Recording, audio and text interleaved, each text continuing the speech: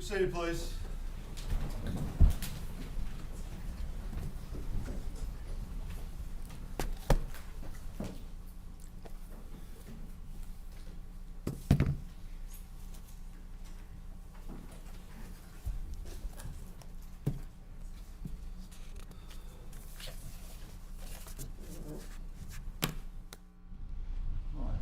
Ready? Yes, sir. Good morning. Morning. So, on behalf of the defense, we had planned to call 2 more witnesses, but after talking to the state yesterday evening, we, instead of calling them, we have a stipulation that we are going to introduce to the court, but we would like to approach to sort of give the court a little more information. Okay. All right.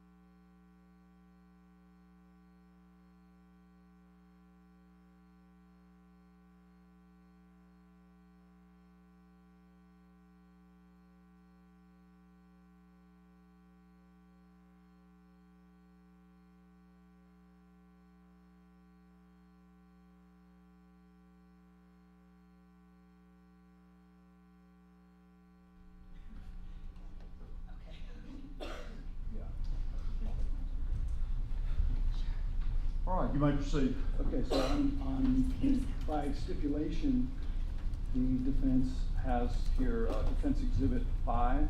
It is a report from FBI Agent Hipkiss, who has already testified on behalf of the state, and parts of it have been redacted, and so we want to introduce that. And we understand the state has a document that they want to introduce for impeachment purposes in conjunction with this, and we're not going to object to that. Now, I've already got a defense 5. That's Oh, right, that was never actually introduced, and so we had marked it already, but we're now introducing it. Okay, all right, I see that now. All I right. think that was just, he authenticated it when he was on the stand. Can you make it clear that's a redacted version of? Yes, this is a redacted version of what he authenticated. Any objection, Ms. Ross? No, Your Honor, the state doesn't believe that they'd meet the evidentiary burden for that, but we trust the fact finder to give it the weight that it is due. So we have no objection to that. We do have rebuttal to Defense Exhibit Redacted 5, and I would introduce the documents at this time, and also the rebuttal will be some testimony from Special Agent Beyer, and he'll be playing portions of Diego Ibarra's interview for the court. So I have those items marked. So if the defense wants to rest, then we can start rebuttal. And I'll introduce those documents at rebuttal and tell the court what numbers they are and the numbers of the documents that, pursuant to these individuals' attorneys, need to be filed under seal, or the request of these attorneys that need to be filed under seal. With the admission of Defense Exhibit 5, the defense rests. 5 is admitted. All right, we'll move into the rebuttal. You all are welcome to stay. I appreciate you being here, but you don't have to. Thank you. That's entirely up to you all. Tell me your name again. I'm Elizabeth. Okay. Thank you. I know Mr. Everhart. Thank you. All right, you may proceed. In rebuttal, Your Honor, the state calls Special Agent Lucas Beyer. And in rebuttal, pursuant to our discussions at the bench, and just now, the state's going to move to admit State's Exhibits 330, 331, and 332, and pursuant to the request of the inmates in question, the state would request that these documents be filed under seal after they are reviewed by the fact finder in this case. Any objection? No, sir. They're admitted. And- 330, 331, 332. Yes, sir. And would you like the state to prepare the sealing order, or does the court have a sealing order? Okay. We'll see. It looks like y'all have it covered. Okay. All right. May I proceed with the witness? Yes. Raise your right hand, please, sir. Do you swear or affirm the testimony you will give today will be the truth, the whole truth, and nothing but the truth, so help you God? I do. If you could please take a seat, state and spell your first and last name for the record. My name is Lucas Beyer, Lucas Beyer. Where are you employed? I'm employed with the Georgia Bureau of Investigation. And are you the same Lucas Beyer that has previously testified in this case? Yes, ma'am. I want to talk to you about a few things, and if you could, for the record, do not mention any names of federal inmates, okay? Yes, ma'am. If you feel like I ask you a question that requires you to do that, I'm going to ask that you pause before you answer the question so that the attorneys can take it up with the judge at the bench, all right? Yes, ma'am. All right. We talked last time you were on the stand. We're not going to repeat any of that, but you told us, well, let me put it a different way. At some point, did you receive information from federal inmates about a statement that Diego had made? Yes, ma'am. And did you investigate that? I did. And were all the were additional inmates, including Diego's cellmate, interviewed about that statement? Yes, ma'am. And were any of the other inmates that you talked to, were any of them able to corroborate that statement? No, ma'am. And in the statement that Diego allegedly made to a federal inmate, did Diego confess to killing Laken Riley? No, ma'am. Did Diego say he killed Laken Riley? No, ma'am. Did you also know that the inmates at that particular federal facility are issued tablets. Yes, ma'am. And what's a tablet? A tablet is a computer similar to an iPad or a Microsoft Surface. And on those tablets, are the inmates able to access the internet? Yes, ma'am. And the particular indictment in this case, in the case of Laken Riley, does it mention the weapon that was used to kill Laken Riley in the actual indictment? Yes, it does. And how does it do that? One of the counts dictates or states that Laken Riley was killed by the use of rocks. Okay, and is that information widely out there in the public? Yes, ma'am, it is. I want to ask you about your interview with Diego Ibarra, and now we're going to talk specifics. What date did you interview Diego Ibarra? Friday, February 23rd, 2024. What time did your interview start, and what time did it end? The interview started at approximately 5:13 p.m. It lasted for 91 minutes, and the interview was terminated at approximately 6:43 p.m. Was your interview recorded? It was audio and video recorded. Who was in the interview room with you? Special Agent Ashley Isaacson, also of the Georgia Bureau of Investigation, and Immigration and Customs Enforcement and Removal Operations Officer, otherwise known as ERO, Officer Wagner Machado. Officer Machado acted as a translator from Spanish to English and English to Spanish. And in your interview with Diego Ibarra, we're going to play just portions of it for the court, and the council's welcome to play whatever parts they'd like to play, but we're going to clip this 91-minute interview to about 3 clips, and I want to talk to you about, we're going to play these 3 clips, but before I talk to you about them, do you recognize, or before we play them, recognize states 329? Yes, ma'am, I do. What is it? That is a thumb drive that contains clips from my interview with Diego Ibarra. And state review to admit 329 and request permission to publish. No objection. 329 submitted.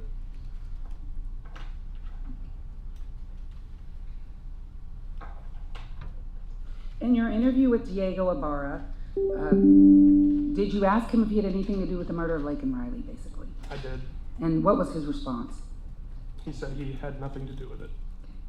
And does he tell you where he was at the time that she was murdered? You ask him that. Yes, I do. And what is his response to you? His response that he was sleeping in bed. And were you ever, in all the hours that you spent, and let me just ask you this, how many hours have you spent investigating the murder of Laken Riley? Hundreds. And in the hundreds of hours that you have spent, what about your colleagues who are working this case with you at the University of Georgia Police Department and at the FBI? So Sergeant Norris, Sergeant Rabu, and Special Agent Hipkiss combined. How many hours have y'all worked? It combined is thousands of man hours that have gone into this investigation. And in the thousands of man hours that have gone into this case, have you been able to find any evidence that contradicts Diego Ibarra's statement that he was at home at the time? I found no evidence to contradict the statement that he was at home at the time.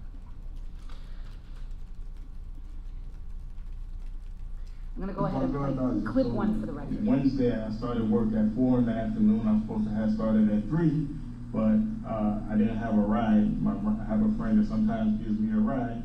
I didn't have a ride, so I got to work. And I need to stop you right there, clip 1. Is that ERO Machado that's speaking? Yes, that's correct. And he starts with Wednesday. So what day of the week was February 22nd, 2024? That was a Thursday. Okay. So when he says Wednesday, he's talking about now the 21st. Correct, he's talking of the previous day. And if Laken Riley was killed on Thursday, then the following day when Diego Ibarra and all of the Ibarras are identified, that would be Friday? Correct. Thank you. 4 o'clock on Wednesday. Okay, so el miércoles usted entró a las 4 entonces. Sí. And his work's still usually done at 11? Y entonces el miércoles usted acabó de trabajar a las 11. Trabajó 11 de la noche. Yes, 11 at night. Then after work, where did you go? Y después del trabajo, el miércoles, ¿dónde fuiste usted? En la casa, porque nosotros no conocemos a más nadie aquí, no tenemos más ningún conocido. Nosotros somos nosotros y más ningún conocido así. Okay. So we went straight home. I went straight home. We don't know anyone around here. We're just united together, and we don't know many people around here. Okay, what time did you get home? ¿A qué hora llegaste a la casa el miércoles? A las 11, puede ser el horario que salgo. No, se salió a las 11, ¿a qué hora llegó a la casa? A las que me echó que media hora caminando, 11:30, casi a las 12. So, you know, he walked, so he said he got home 11:30, almost 12 o'clock. Okay, when you got home, what did you do? Cuando usted llegó a la casa, ¿qué hizo usted? Llega, reposó un ratico y espera que el cuerpo se me enfriara para meterme a bañar. So he got in and just rested for a little bit and then took a shower. Okay, who was home when you got home? ¿Quién estaba en la casa cuando usted llegó? Estaban ellos, porque ellos salen más temprano, los hermanos míos. Ellos salen más temprano, ¿entiendes? Yo soy el último que salgo ahorita en este horario.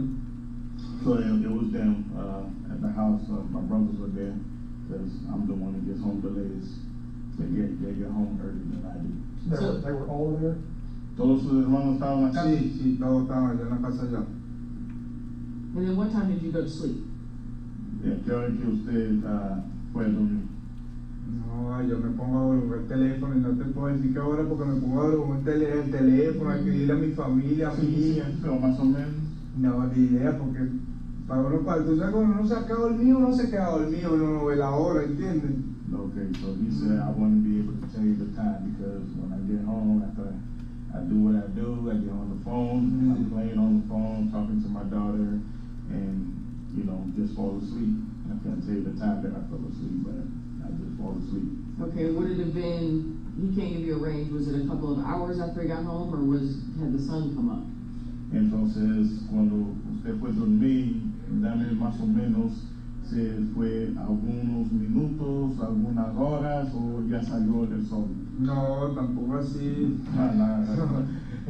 Como más o menos, más o menos me fue contando como a la una y pico, algo así, porque... So if I had to guess, I would say probably 1 o'clock, one and some change.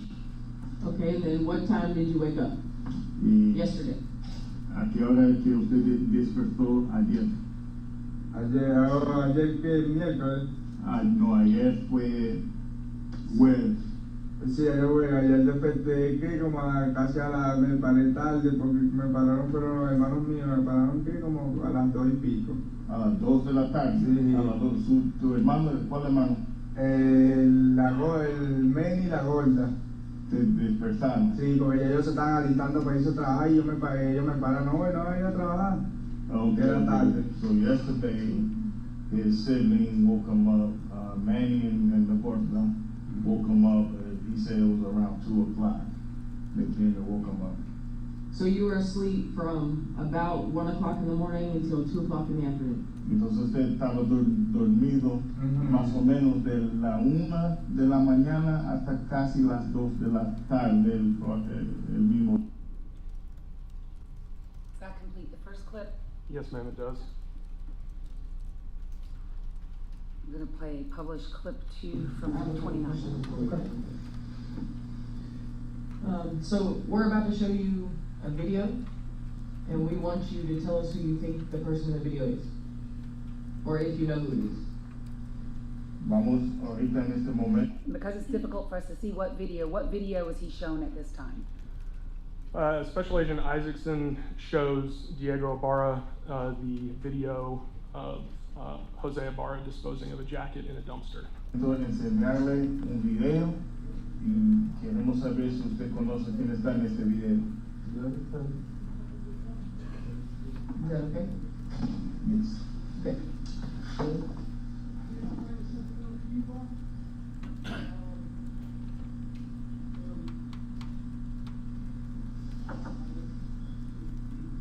Do you know where this is? ¿Sabe dónde es eso? Ya. Yes. Who is this? ¿Quién es eso? Ese es mi hermano, nosotros estábamos los juntos ese día. That's me and my brother. We were both together that day. Okay, there's only one person in the video, so who is that? En el video solamente tengo una persona. ¿Quién es? Is that you or your brother? Sí, ¿Es usted o es su hermano? no, es de él. It's him. Him? No, it's his brother. Sorry about him. His brother. Okay, I'm gonna rewind it and let him watch it again. Usted va a ver otra vez. And where is this? ¿Dónde es eso? Eso es el basurero donde nosotros vivimos. This is in the trash can the back over there by where we live. No, ese está pegado, no está. He said rewind. Yes, I did, just give it a second. Dame un segundo. You'll still see him walk. Is that his hat? Esta agora es su gorro. Sí, mi gorro. Yes, it's my hat. Okay, does he know what his brother is doing? ¿Sabe qué está haciendo su hermano? Yo me estaba botando la basura. Creo, yo sé, ahí te estaba botando la basura. Looks like he's throwing something in the trash. Okay. And how does he know this is Victor? ¿Y cómo que usted sabe que es su hermano? Víctor. Porque ahí esa ropa yo se la vi a él. Because that seen in that clothes. Claro. Okay. Are these clothes that only Victor wears? Esa la ropa que usa Víctor. Nada más. Esa ropa que en vez estaba para su trabajo y todo. And that's the clothes that he wears for work and everything. Okay. And I'm gonna show him one more picture. Or yeah, he's gonna show him one more video to I got see. one more video for you to look at. Otro video para ustedes mirar. I'm gonna let you watch it, then I'll ask some questions. Usted va a ver el video, después va a hacer algunas preguntas.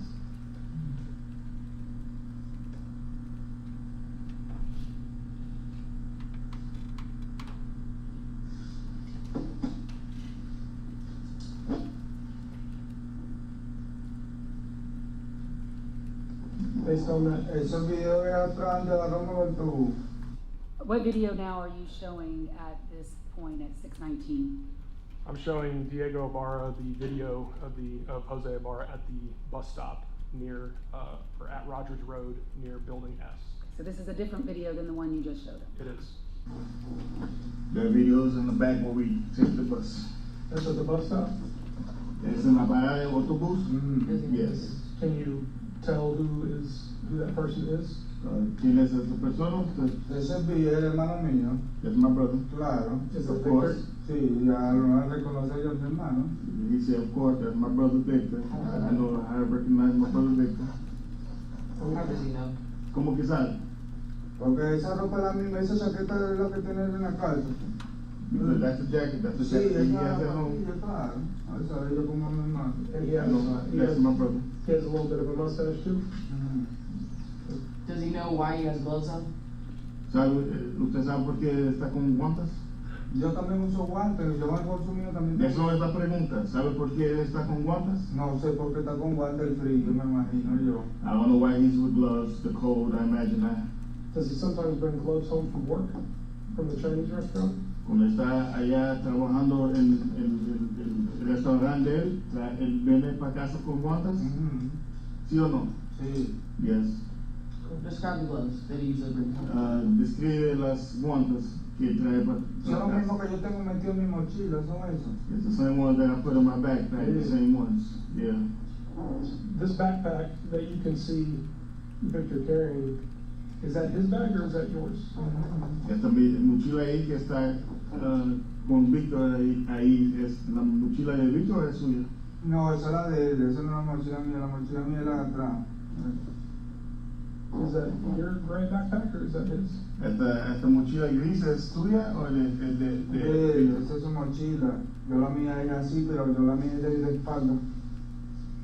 He said, okay, mine is a backpack. I don't know what he's looking at there. He said that one's not, but his is gray as well. That's a bag that kind of goes across your body? Sí, no de lado. La mochila que usted trae De espalda. de espalda y de Víctor es que De lado. de lado. Victor wears the backpack that goes across the body. Has he seen Victor with that bag before? ¿Usted ha visto a Victor con esta mochila antes? Sí, claro, él la tiene en la casa. Yes, of course, he has it at home. How often does he carry it? Tiene sus cosas ahí metidas. ¿Qué tan pronto él trae esta mochila con él? No, él tiene tiempísimo con su mochila. Él lleva la mochila cuántas veces por día, por semana. Ahí tiene todo sus cosas, su cédula, todo su vaina, ¿entiendes? Su colonia, tiene todo ahí metido. Entonces él trae la mochila todos los días. Claro. Okay, so he's with the bag every day. He carries all his personal items in that bag. Is that bag in the apartment right now? Esta mochila está en los El apartamento apartamentos. que está en la casa. Yes, it's at home. Where? ¿Dónde? En el apartamento donde vivimos nosotros. In the apartment where we live. Where is that? Does Victor have a bedroom where he keeps that bag in? Él tiene un cuarto donde él deja Vivimos esta todos, mochila. un solo cuarto nada más vivimos todos. We all stay in one room. We all stay in one room. Claro, one dos room camas. that we stay together. Dos camas, una donde duerme la gorda y el otro menos mío, Giancarlo en un mueble y yo vi todo junto. ¿Cuántas camas entonces? Dos camas y un mueble. Okay, so he's saying two beds, and I think he's saying what's it called? Futon. El mueble. Mueble. Sí, con un sofá que se abre, Sí. con cama. Yeah. Okay, so he's saying like a futon and two beds. So if we walk in the front door, like guide us to where Victor's belongings would be. Entonces, entrando por la puerta de la frente, guíanos para donde, vámonos para la izquierda o derecha, para cómo entramos, guíanos para llegar a esta mochila. La mochila en mano, ahí pueden entrar en la puerta y todas las cosas, nosotros no tenemos nada escondido porque no somos delincuentes, como le digo, ¿entiendes? Sí. Todo está en su sitio, no somos delincuentes para estar escondiendo nada, ¿me entiendes? No, pero la mochila va a estar donde, ahí se Ahí de la está, puerta. sí, ahí tiene que estar montada arriba, donde duerme, donde dormir, si no está en la cama, tiene que estar ahí donde está toda mi ropa, donde están todas mis pertenencias, ahí tiene que estar. Entonces, explícame, entrando por la puerta, ¿dónde va a estar esta mochila? Si no está en la cama, tiene que estar en la pertenencia donde yo tengo mi ropa doblada. No suya, de Víctor. Que todos somos hermanos, todos están juntos. Okay. So he said, coming in, if it's not right there on top of the bed, it's gonna be by their stuff where they keep their clothes next to the bed somewhere. Is that on the left or ¿Es the en el right? lado izquierdo o derecho? De izquierdo. Left side.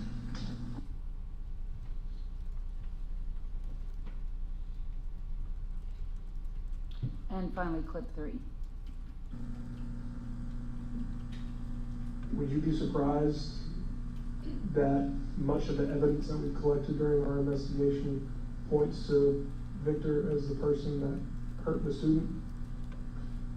Va a quedar usted sorprendido si la evidencia que nosotros agarramos está indicando que Víctor lastimó a esta persona. Tienen que tener evidencia, como que digo. Eso no es que le pregunté. Va a estar sorprendido, sí o no. Si usted dice que ¿Sí o- va a estar sorprendido, sí o no. yo no puedo decir que sí porque no sé, yo no puedo decir que sí. Si yo voy a decir ahorita que su hermano Víctor Ah, le lastimó la persona que estamos investigando. quedaré sorprendido, quedaré sorprendido. Of course I'm going to be surprised. Of course I'm going to be Claro, surprised. porque tienen que tener evidencia, me We're imagino. going to have to have evidence. Yes, we understand. Yeah. Entendemos eso. But again, he doesn't know, you don't know anything about that, correct? Pero otra vez, usted no sabe nada de eso. No sé nada de lo que está pasando ni nada, me quedo sorprendido porque me están investigando a mí también, me quedo He sorprendido. says, I'm surprised because you're investigating me as well. I'm Yeah. surprised. So- At no time in the past 12 to 24 hours did Victor tell you any information about hurting somebody. Entonces, en ninguna vez, ahorita de las 12 a 24 horas, has dicho, Víctor, que algo ocurrió, que pasó algo. ¿Qué pasó algo? Sí, No. no. At any point in time, did you participate in trying to cover up somebody being hurt? En cualquier tiempo, participó usted en alguien estando lastimado. No participó en nada malo que no me involucre en nada, ¿entiendes? Dígame otra vez. Que no participaba en nada. I didn't participate in anything. That completes the clips of that interview that the state wishes the fact finder to consider, and of course, the other side can play what they wish, and at this time, I'll pass the witness.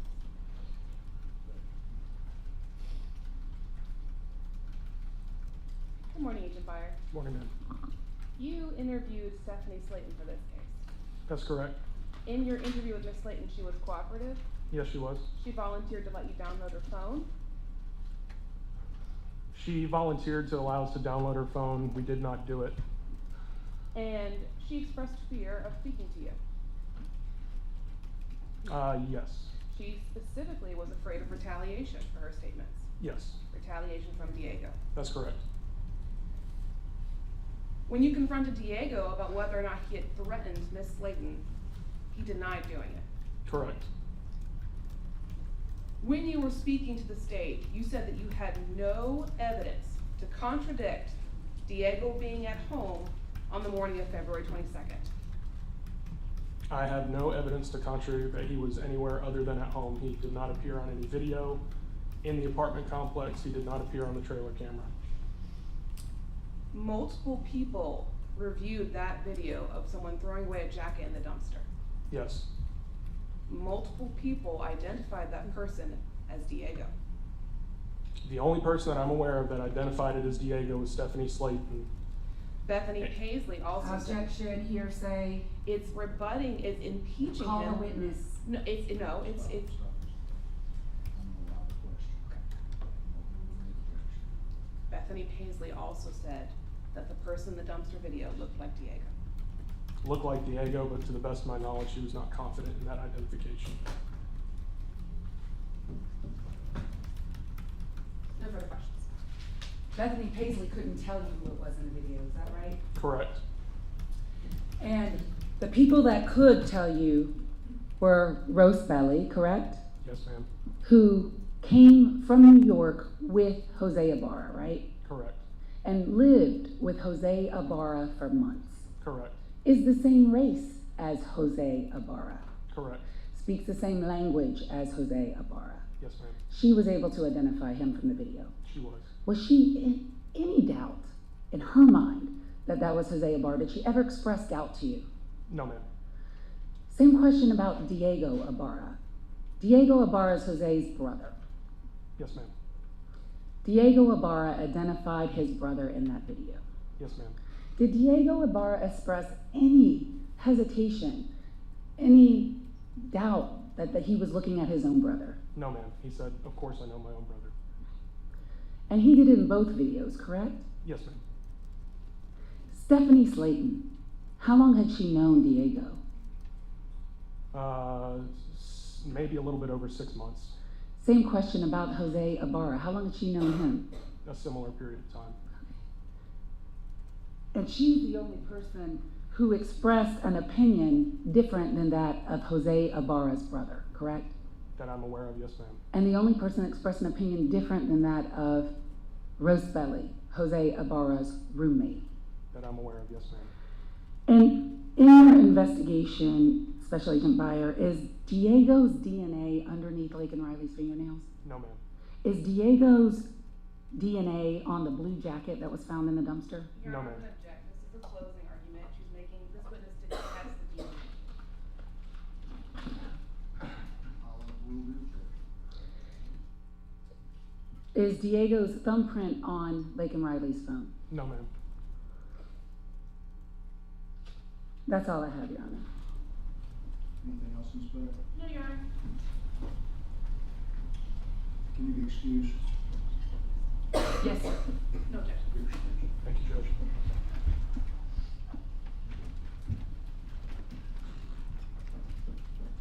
Anything else from the state? No, sir. The state rests for battle. Anything from the defense? Can I just look at these last exhibits real quick?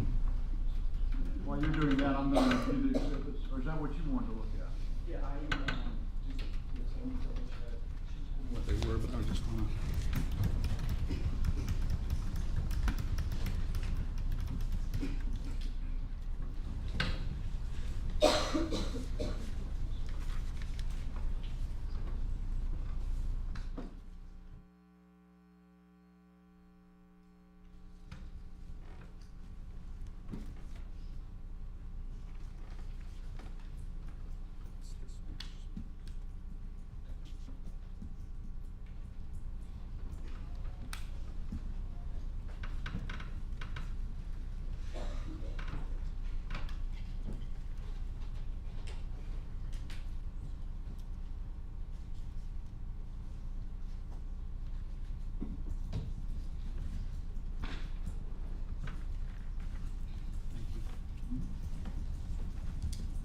moment to look at these exhibits? Yes, sir.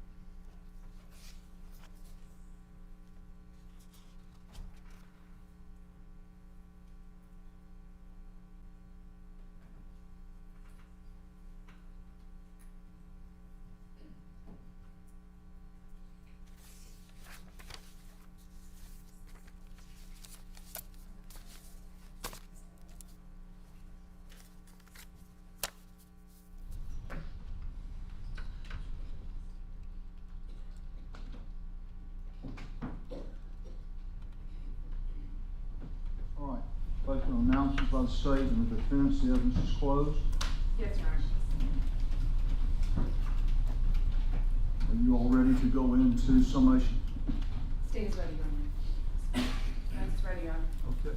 Ms. Ross, you have opening and concluding. Yes, sir.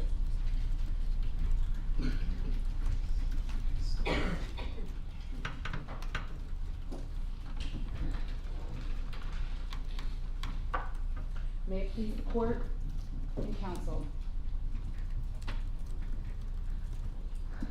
Your Honor, Laken Riley herself has given you all the evidence you need alone to find this man guilty of every single count in this indictment. And as I said in my opening, and what the evidence has shown in this case, is that she did fight. And it is a direct result of that fight that gives you all the physical evidence you need to convict him. And if you only had that physical evidence, you would have enough to convict him. But what you have heard in the last few days in this trial is video evidence laid on top of the physical evidence that corroborates it.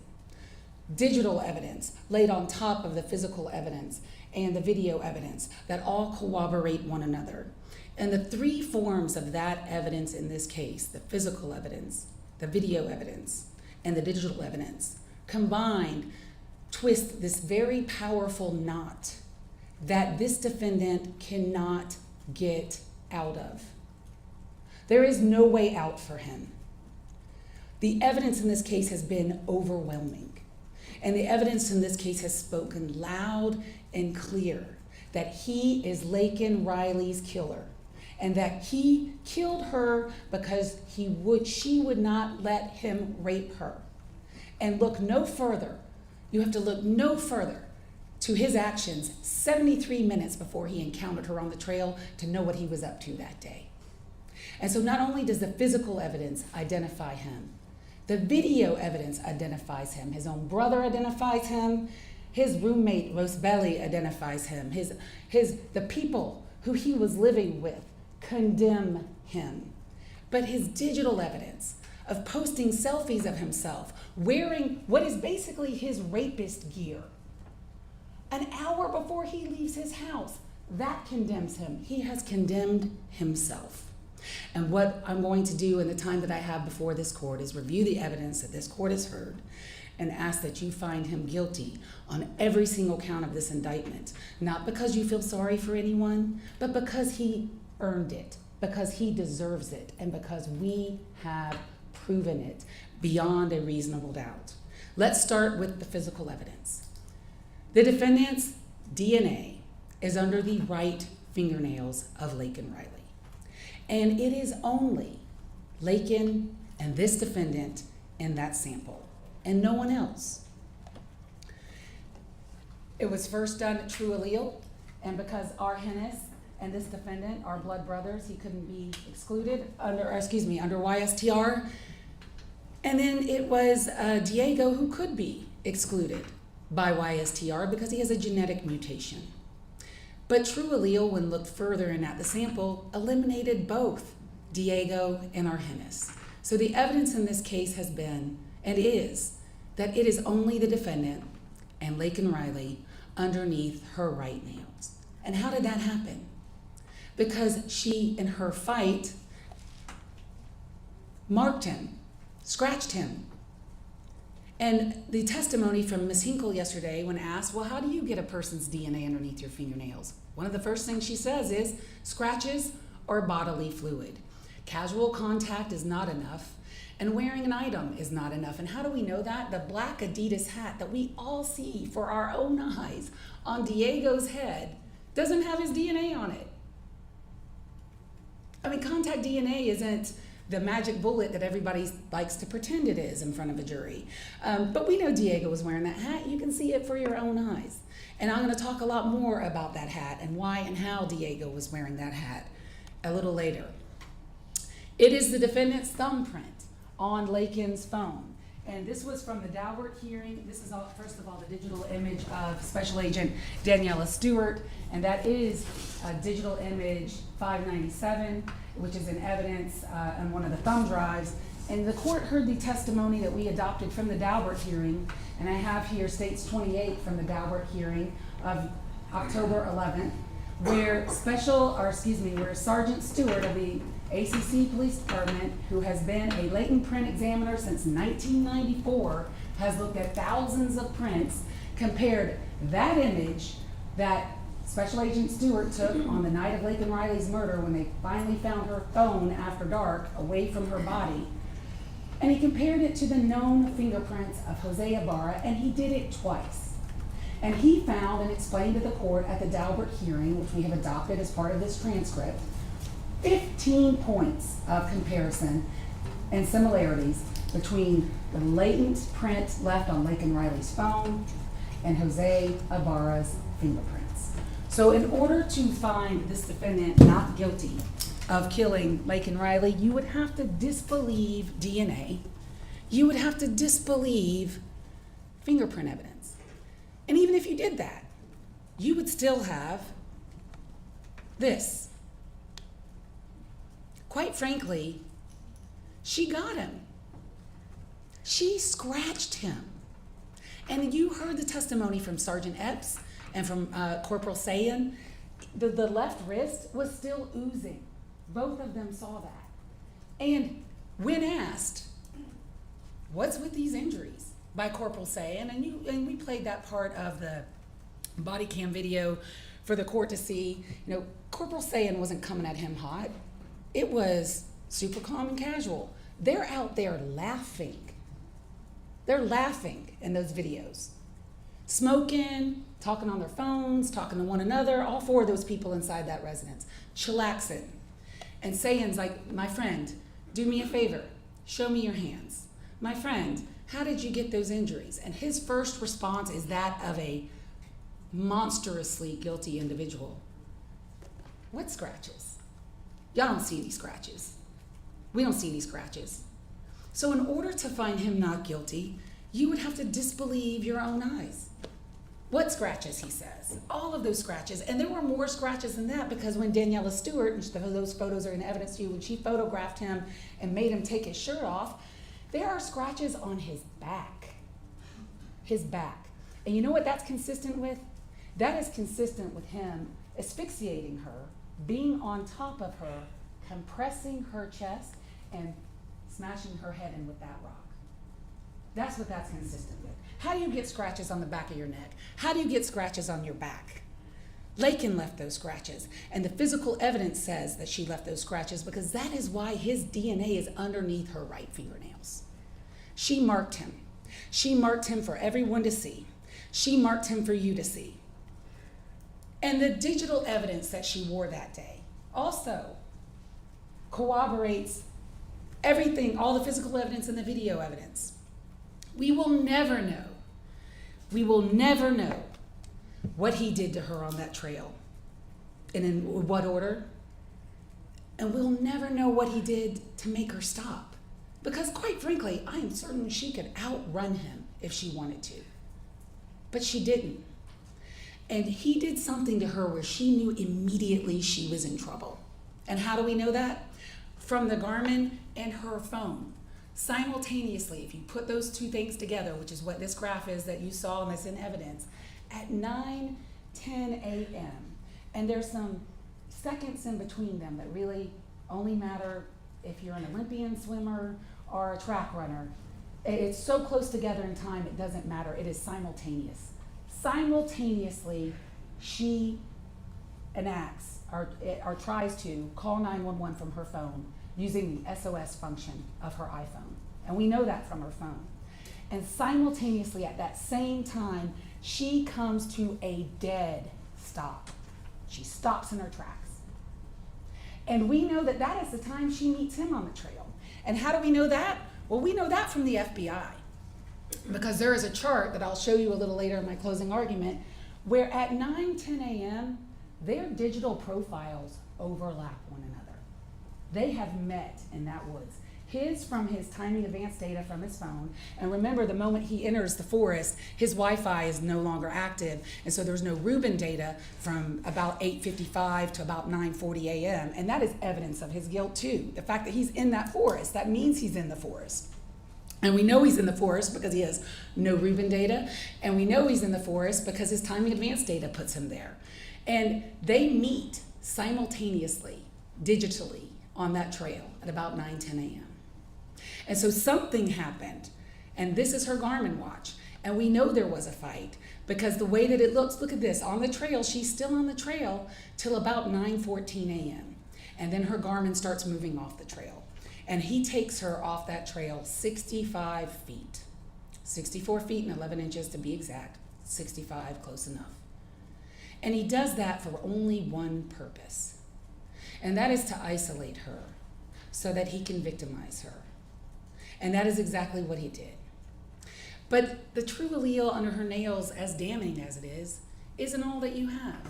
And you could put that aside and the fingerprint aside, although there's no reason to. On the jacket that he is seen throwing away about 12 minutes or 14 minutes after her heart stops beating. And it is no coincidence that he is in that forest until her heart stops beating at 9:28 a.m. And it isn't until around 9:40 that he emerges. He is with her that entire time. But about 14 minutes afterwards, he is seen on video dumping a jacket that you have here in evidence that you've seen a lot, so I'm not going to show it to you again, that has a mixture, and this is traditional DNA. This is not true allele. This is not probabilistic genotyping. This is traditional DNA, and it is a mixture between only two people, Laken Riley and this defendant. And it's no mistake that it is blood, a mixture of their blood on that jacket. And on that jacket also are 29 hairs that are consistent with Laken Riley that all have been not all of them, but several of them have been forcibly removed from her head. And they were wrapped around the button that you see in some of the photographs when Officer Davis testified, the way that he saw it. And it is a rare day that as a prosecutor, we ever get such great evidence of tampering with evidence. But the defendant himself is on video, and here it is.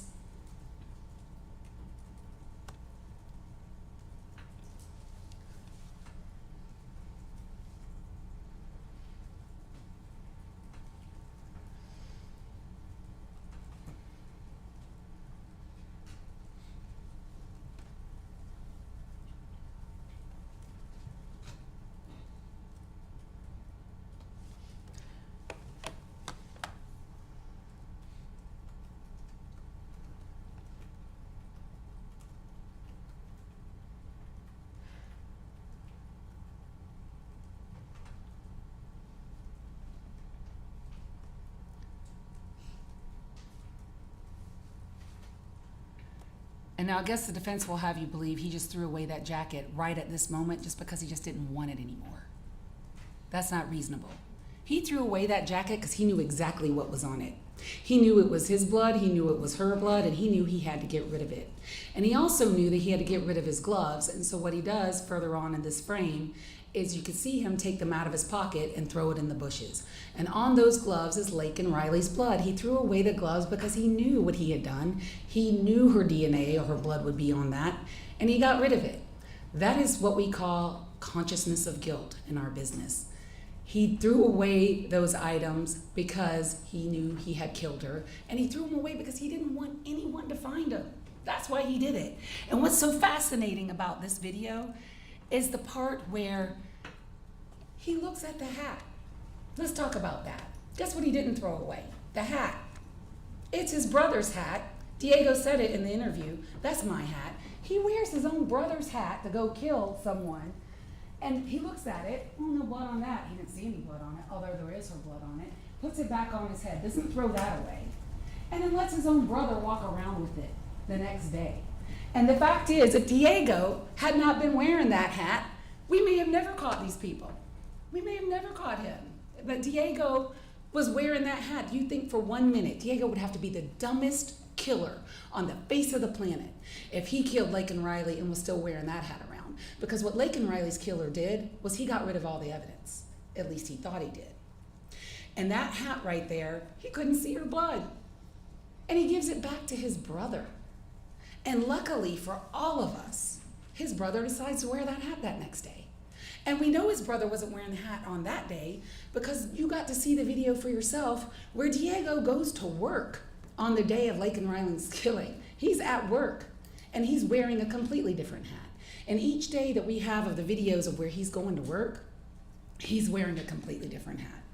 So this defendant, this killer, gives a hat back to his own brother that he was wearing when he killed Laken Riley. And I have to take a moment. You know, the officers in this case have done a lot of things. They dived into dumpsters. Daniela Stewart told you she was on her hands and knees on that crime scene looking for rocks that were similar. Couldn't find any rocks around where Laken Riley was murdered.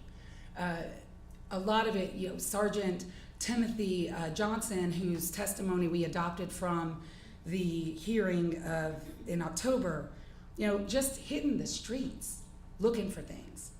Zach Davis, dumpster diving.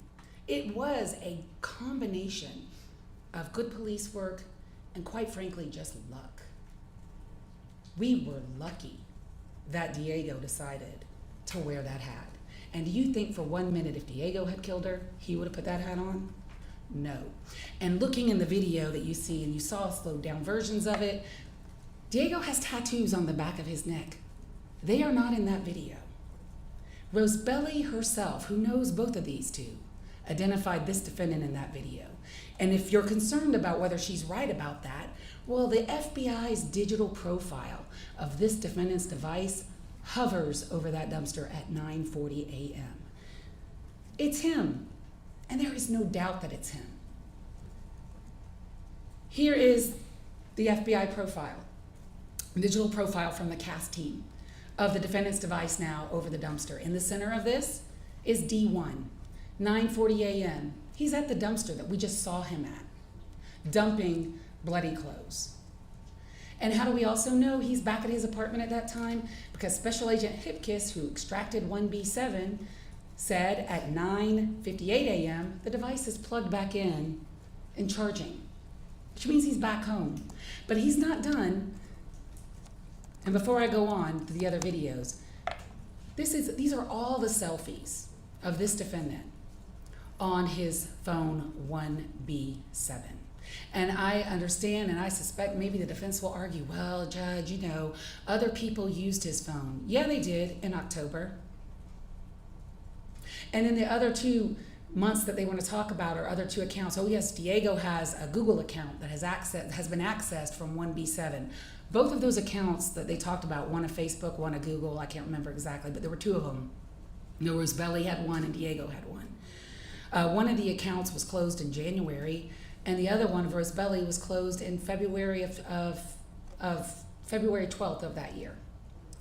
So on the day in question, on February 22nd of 2024, there is zero evidence, no evidence that anyone other than this defendant was using that phone. And any attempt to argue that someone else was is just pure speculation. Because the only activity on the phone prior to leaving is him taking that selfie at 5:30 in the morning. That's it. There's no one texting, no one WhatsApping, no one calling in the time that he's out hunting and killing. Because he's holding the phone and he's a little busy because he's looking for victims. He's looking for females. Nobody else is using that phone.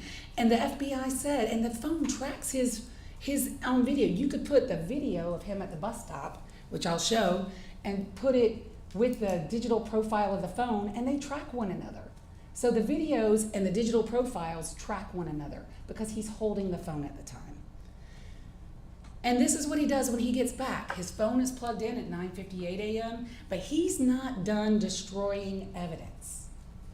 That shirt that he's seen wearing with the black and white pattern in the video, in the dumpster video, a few minutes later when he comes out of his house at 10:21, he's changed. And now he's wearing the clothes that he's actually arrested in. This is him 10:21 a.m., and he's got a bag in his hand. I really wonder what's in that bag. Never found that bag. And he didn't want anyone to find that bag. And how do we know that? Because he's walking towards a dumpster. And Sergeant Norris said that that dumpster in that part of the apartment complex had been picked up about 45 minutes later that day. So they weren't able to get and see what was in that bag. And no one ever found what was in that bag. But you know what was also never found? The striped bag that he's wearing over his, that sling bag that he's wearing in both the dumpster video and in the bus stop video.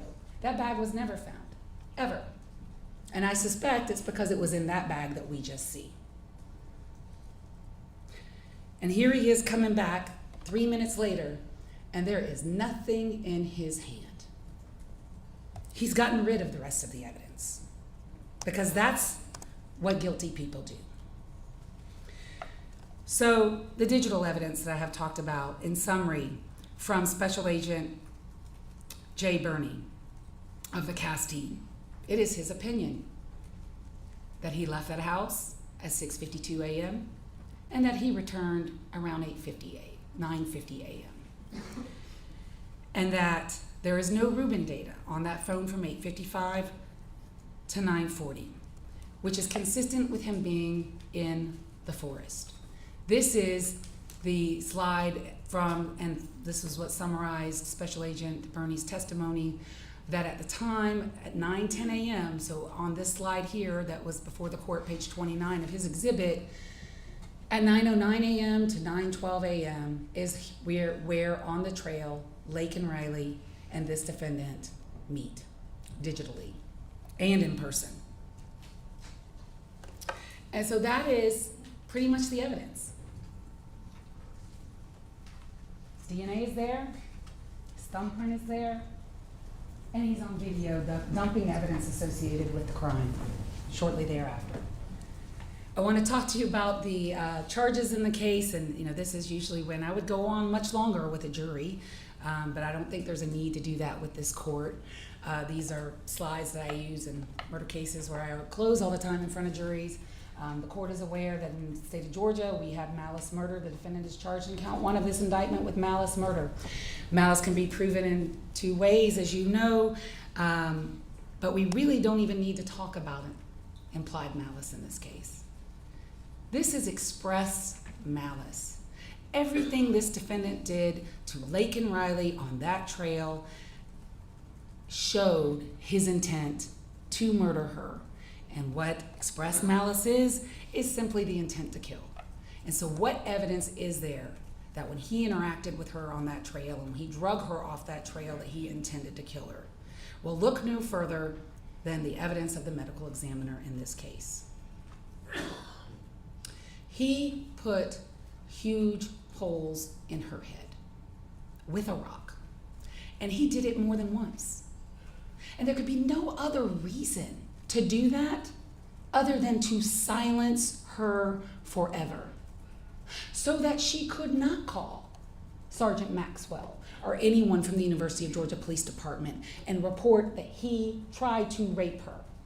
Because guess who did call the police on him? Tejas. And we're going to talk about that county indictment. And he ran away after she confronted him at the door. So he had a motive to kill Laken Riley, but you don't even have to go that far. All you have to do is look at his actions and look at the state's exhibits that we admitted through the medical examiner and look at those 9 holes in the left side of Laken Riley's head. That's intent to kill. And the rock sure is a deadly weapon, especially when used that way. He used a rock like it was a hammer. And that's what he did to her. That's intent to kill. The petechia, also, because these are concurrent causes of death. Asphyxia. He asphyxiated her in some manner. Again, we'll never know everything he did, how he did it. But he asphyxiated her, we know enough. That caused petechia in both of her eyes and even at her lips. That is a tremendous amount of petechia that she has there from a compression or a strangulation injury. He was depriving her body of oxygen long enough to form those wounds on her. He intended to kill her.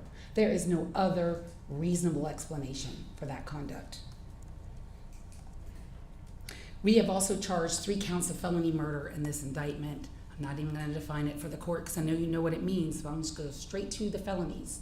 And they are kidnapping with bodily injury, aggravated assault with intent to rape, and aggravated battery.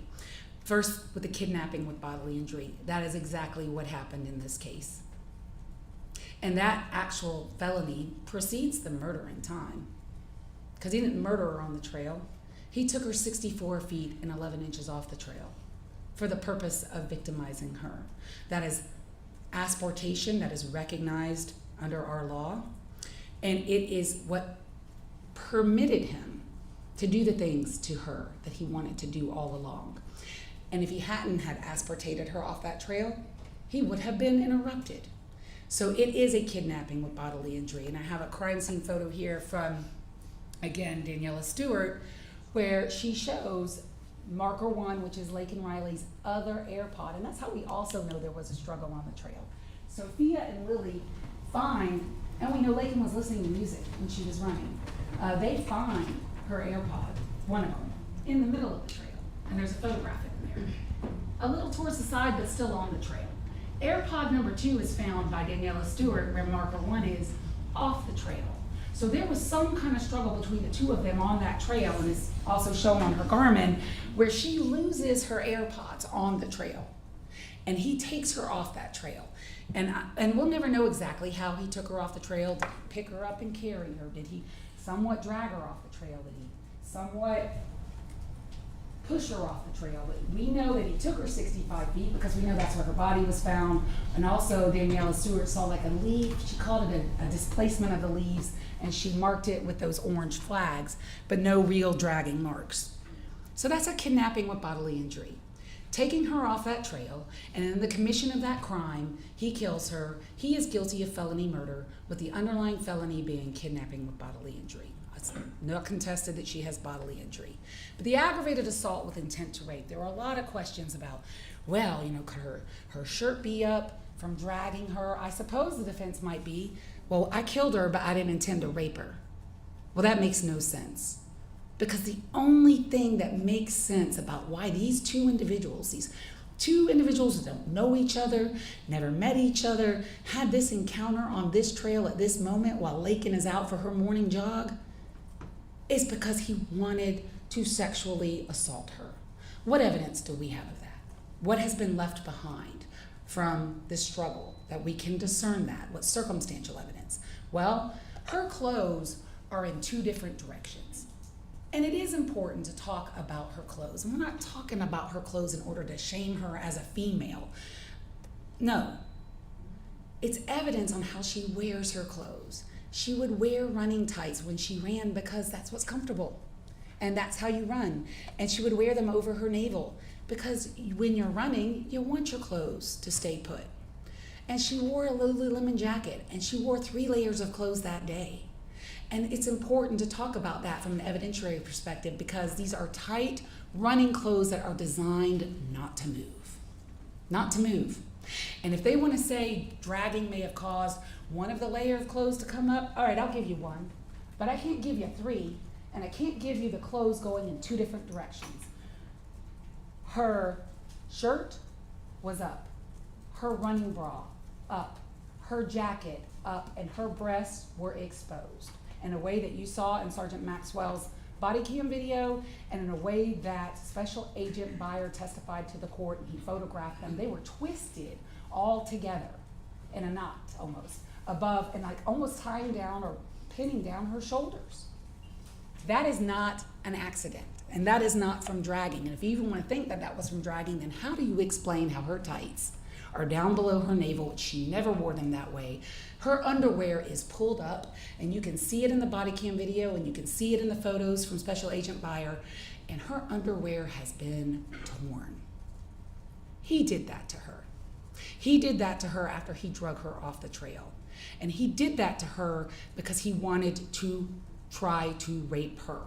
And we don't have to prove a completed rape, and thankfully she wasn't raped. But he tried to do it, and he was unable to complete it for some reason that we will never know. Maybe he didn't like the fight. Maybe somebody ran by. Who knows? But he didn't complete it, and we don't have to prove that he completed it. Injury to Laken's pubic bone, State's Exhibit 316, that also corroborates that he attempted to rape her. Why is that injury so low? All these injuries to her stomach, these linear injuries, that means her shirt was up when he's on top of her. Could it have been the bag? Possibly. It's consistent with a metal object. Never found the bag, don't know. But there's no reason for her to be exposed that way unless he was trying to sexually assault her. That is the evidence of aggravated assault with intent to rape. It's the only thing that makes sense about the encounter, but there's all that physical evidence that supports and corroborates that that's exactly what he did out there. Aggravated battery. I could talk forever about aggravated battery and disfiguring her skull. Just look at State's Exhibits 305 and 307. I really don't need to say anything else. Look at those two exhibits. That is the very definition of aggravated battery under Georgia law. He is guilty of aggravated battery and felony murder, with the underlying felony being aggravated battery. Obstruction of a 911 call. The SOS call was made, no doubt about that. We got that from not only Laken's phone, but we also got that from Kevin McCreevy from the 911 call center. She made a call. She made a call, it was answered. You heard the call. Kevin McCreevy testified. The caller hung up on the 911 center. That was his testimony. The 911 center called Laken back twice, and that you could see that in her phone. And neither call was answered. Who hung up the phone? Well, he did. How do we know that? State's Exhibit 28. It is no coincidence that his thumbprint is on her phone where you would go to hang up an iPhone. And also on that call, that was about a minute call, you hear him say, "Yo, Tango." I have. Yeah, you do. You do have. You had her phone, and he hung it up. And when 911 called back twice, no one answered. And her phone is separated from her body. So her body is in, she was murdered by the tree. She was moved and hidden and put leaves over her. And it worked because it took Sergeant Maxwell 20 minutes to find her, and he had her digital profile. And we didn't play the whole thing, but he testified it took him 20 minutes. And because he hid her, because he didn't want anyone to find her. We were lucky there too. But he separated her from her phone. Her phone was so far away from her, it took them hours to find it. You heard Sergeant Norris, I was walking through shining a flashlight. I almost stepped on it. You saw the video of his body cam. You saw how dark it was out there when they found her phone. He separated her from her phone because he didn't want her to complete that 911 call. And she didn't. He's guilty of that. Tampering with evidence. I've already covered this. It is rare we get this on video, but we got it on video. He's throwing away the bloody jacket. He's throwing away the bloody gloves. That's how it is alleged in the indictment. He's guilty of that. And I've already covered this. There he is, no tattoos, been identified, looking at the hat that he decides to keep. Here he is on social media. If you have any doubt that that's him wearing the hoodie and the black Adidas hat, did you a huge favor there as the fact finder. It's 5:37 a.m. on the day of the murder. He's about to go out, and that's how he's dressed. He is alone in all of these times.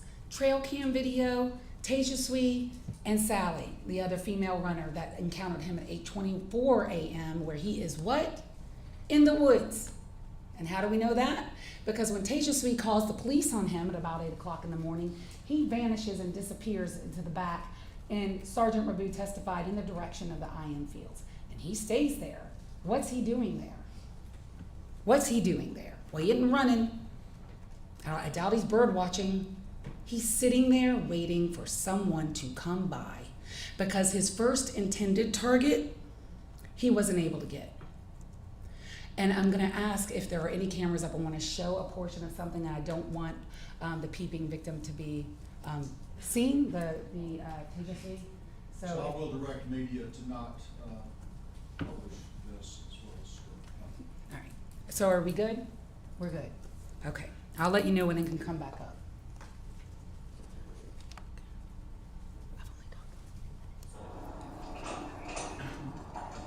Hey, I'm sorry.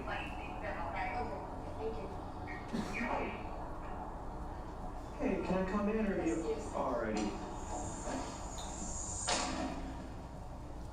So I'm just gonna get one thing over the radio.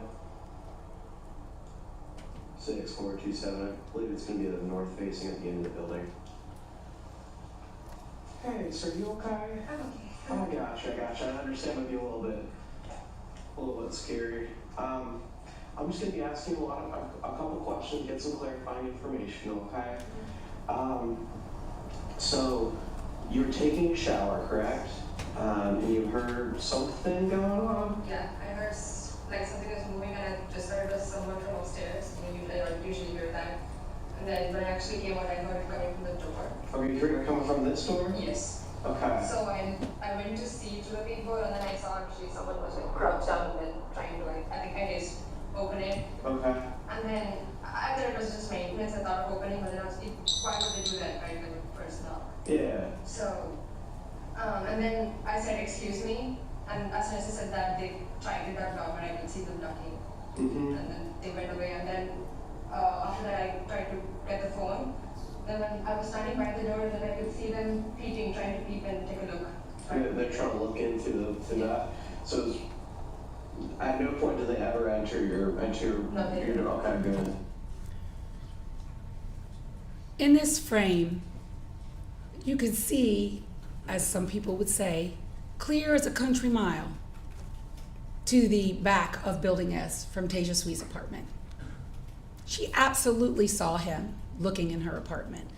And when she said he was ducking, you can see that for yourself in the trail cam video. And the peeping Tom, and I'm gonna, okay, y'all can come back up now. Are we good? Okay. Is important as a charge, and you could see how scared she was and frightened in that video. She was unnerved about what happened to her. She's in the shower. And that's when he decides to try to open her door. Again, he had been outside her apartment for an hour.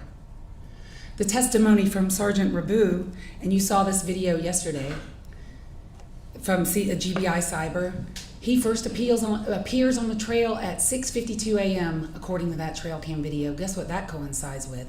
His digital profile from the FBI. His phone is moving at the exact same time that you see him on this video for the first time. And what this does is, it is a crime, and he is guilty of that crime, but it shows his state of mind. You watched the video yesterday. He's there for an hour. You see students kind of mulling around, some of them waiting for the bus, a lot of them on their phones. He is not pressed. He doesn't care. He talks to no one, he interacts with no one, and he keeps circling back and forth from Tasia Sweet's door to the back of her apartment, Tasia Sweet's door to the back of her apartment. And he does it 6 times. And he tries to open her door at least twice that we can see. And when she says he is ducking, there's her window. You've seen that image as well. Here is the part of the video at 7:54 a.m. You see him ducking. She is absolutely correct. And what's he wearing? He's wearing the hoodie, a black hat, black gloves, and carrying a cup. His digital profile puts him right over her apartment at these pertinent times. His Reuben data is collecting at this point because he's not in the forest. And so it's him because of that as well. His digital profile puts him there. He's wearing the same clothes. But if you have any residual doubt that that's him in the video, boom. His DNA is on the cup.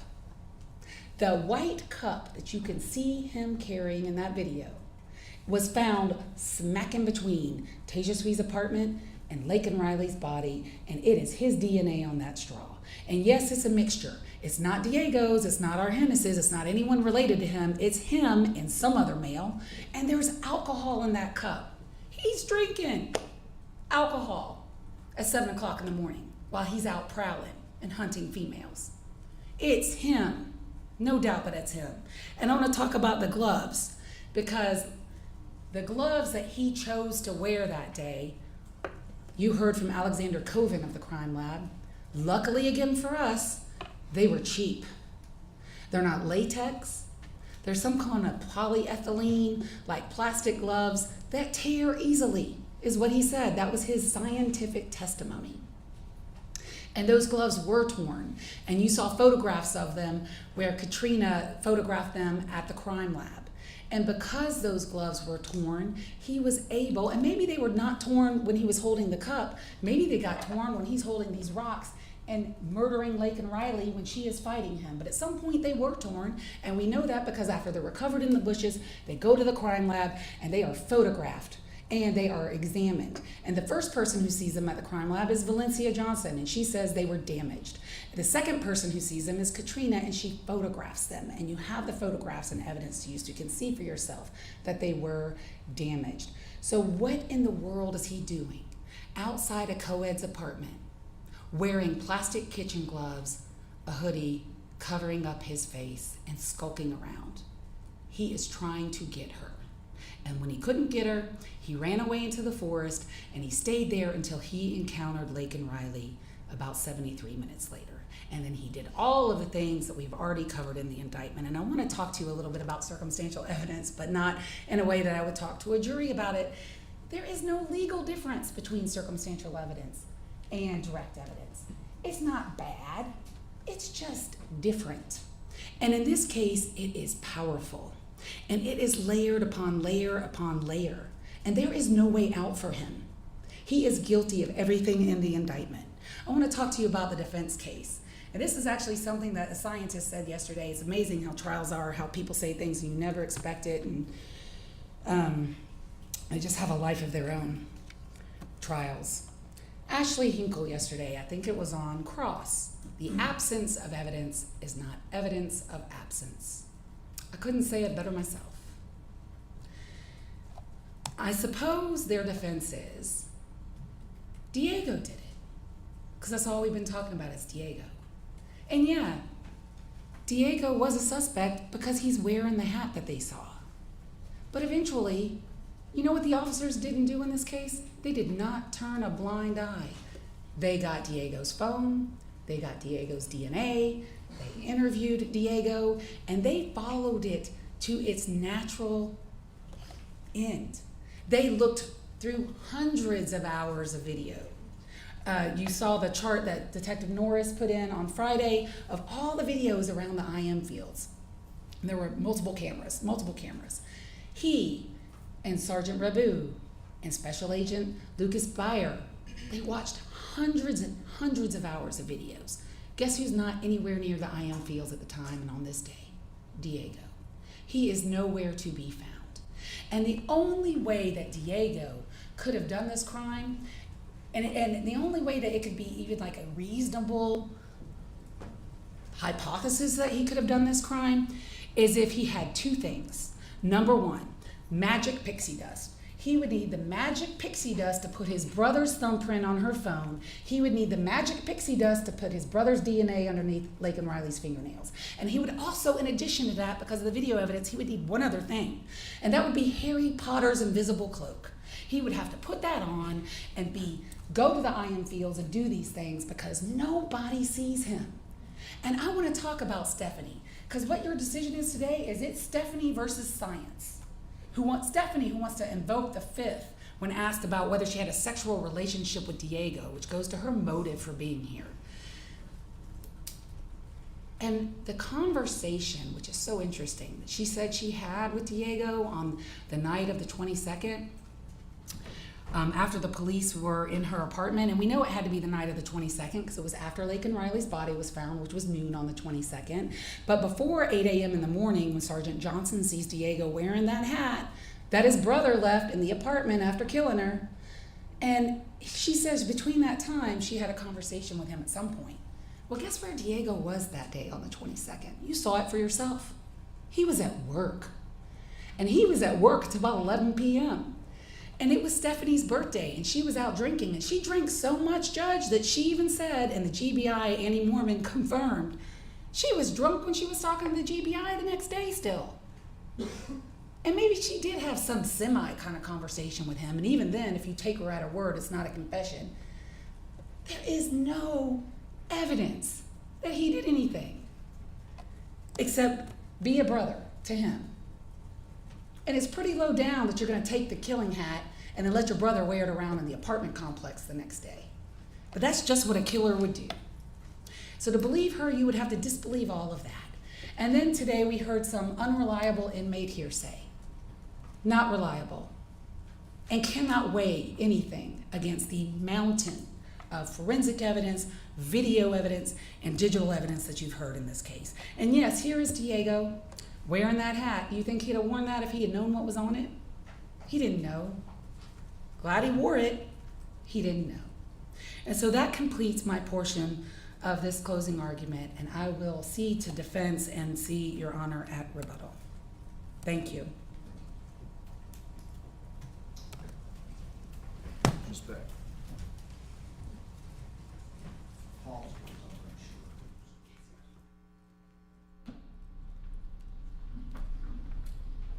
Your Honor, Ms. Ross, evidence that is subject to more than one interpretation is not proof beyond a reasonable doubt. As Mr. Kirby said in his opening, the evidence in this case is graphic and disturbing, and it is deeply sad. And I don't envy your position, Your Honor. The rest of the people in this courtroom get to be human. We can feel shock and outrage. But Your Honor is the court. You are the embodiment of law.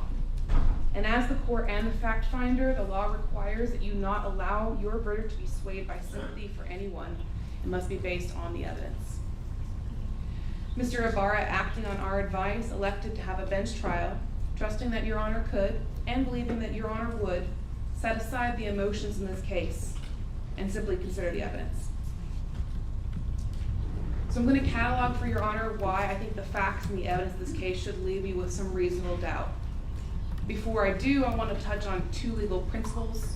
Your Honor is already familiar with them, but I do want to make my legal arguments clear for the record. The first legal principle is embodied in OCGA 2446. And that law requires that when the state's case is built on circumstantial evidence, they have a higher burden. They have to go one step beyond proving their case beyond a reasonable doubt. They also have to exclude, beyond a reasonable doubt, any other theory consistent with Mr. Ibarra's evidence, in a sense. Because the evidence is subject to more than one interpretation, it is not proof beyond a reasonable doubt. And while the evidence in this case is voluminous, it is circumstantial. The second principle is the difference between a party to a crime and accessory after the fact. This principle is codified in OCGA 16-1050, and I would also direct Your Honor's attention to Purvis versus the state. Purvis is spelled P-U-R-V-I-S. That is 208 Georgia Act 653. And that case basically explores the difference between proving that someone is involved in a crime while it is committed versus proving that someone is involved in the cover-up of a crime. The important difference, Your Honor, is that if the evidence shows that Mr. Ibarra was involved in the cover-up of the crime, but does not prove beyond a reasonable doubt that he was involved in the murder itself, Your Honor would be authorized to find him guilty on the tampering with the evidence charge, but not with the murder. So now I want to talk about the evidence that was presented. First, I'm going to discuss the reasonable doubt in the state's case that Mr. Ibarra was involved at all. Then, I'm going to discuss two alternative theories that are consistent with the evidence that would show Mr. Ibarra is not guilty of the malice murder or the felony murders. And then finally, I want to discuss a few specific elements of a few crimes and the evidence we've heard on those. The state bases its case in chief on some categories of evidence. There's DNA, there's a fingerprint. They talked about the digital evidence and the surveillance footage. There is reasonable doubt in each of those pieces of evidence. I'll start with the DNA. There is doubt based on what was tested and doubt based on what was not tested. When Ashley Hinkle was on the stand testifying and Mr. Kirby was cross-examining her, she talked about the limits of her science. She talked about the fact that some of the factors involved in testing for DNA are controlled by humans and some are run through a program. She decides how many people's DNA is on an object and then asks True Allele software to compute from that number of people the likelihood of whose DNA that is. Her decision impacts how the test is run. She told you that there is an element of randomness in True Allele, and that if they run the same test multiple times, different probabilities will come out. And that's what happened in this case. Your Honor should be skeptical of the DNA evidence also because of something that Ms. Ross talked about. A hat that we know for certain was on Diego, a hat that we know for certain was his hat that he claimed. Nothing on that hat tested positive for his DNA, which goes to show that even if someone is wearing clothes, touching clothes, owning clothes, DNA is not always going to show up when the lab tests it. People in court wore gloves when they handled this evidence because they were afraid of cross-contamination. They were afraid that their touch would impact the reliability of future DNA tests. When you look at the apartment from which these clothes were taken, that is a lab tech's nightmare. There are clothes everywhere piled together. It's 5 people living in one room. And the state's theory is that they shared clothes. Of course their DNA is going to be on each other's clothes. It's more than possible that one brother's DNA would get on another brother's clothes. In fact, it's probable. And who would have had the most cross-contamination? Diego and Jose, because they shared a bed and they shared clothes. When it comes to True Allele, I do believe our argument is hampered by not having an expert, but there are clearly flaws with that testing system. One of the tests that they ran for the evidence in this case came back to a retired GBA agent who was not involved with the testing of the case and was not in any way could have had their DNA on that object. There's also doubt based on what was not tested for DNA. There was a bloody thumbprint on Laken Riley's phone that they believe was placed there by the killer. And they chose, rather than swabbing that for DNA, they chose the less reliable scientific method of fingerprint evidence. There were no swabs tested of the phone, even though Saunders testified that they did take swabs. There were no swabs tested from Laken's neck and torso.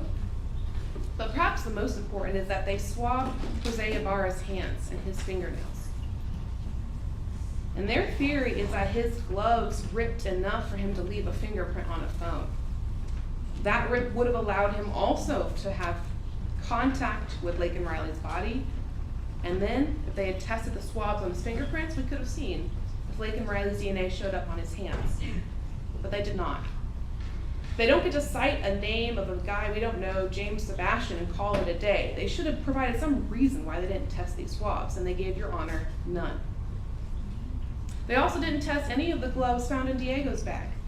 They had a visual examination, but we know from the state's own evidence that that's not enough. Katrina Ostapovich testified that she has to use a special light to see blood on objects. She called that light an ALS and compared it to a black light, because blood is not always visible to the naked human eye. So Saunders' visual examination of the gloves in Diego's bags should not persuade Your Honor beyond a reasonable doubt that they did not have blood on them. The fingerprint evidence in this case is also questionable. At the Daubert hearing, Tim Stewart testified about the APHIS database, and that is a federal database that stores any fingerprints deemed valid enough for comparison taken by federal agents. There are hundreds of thousands of people in that database. And Tim Stewart, before he did his own comparison, ran the latent fingerprint from the phone through that database. And there was no match to Jose Ibarra. He wasn't even in the 120 possible candidates that APHIS populated for Tim Stewart.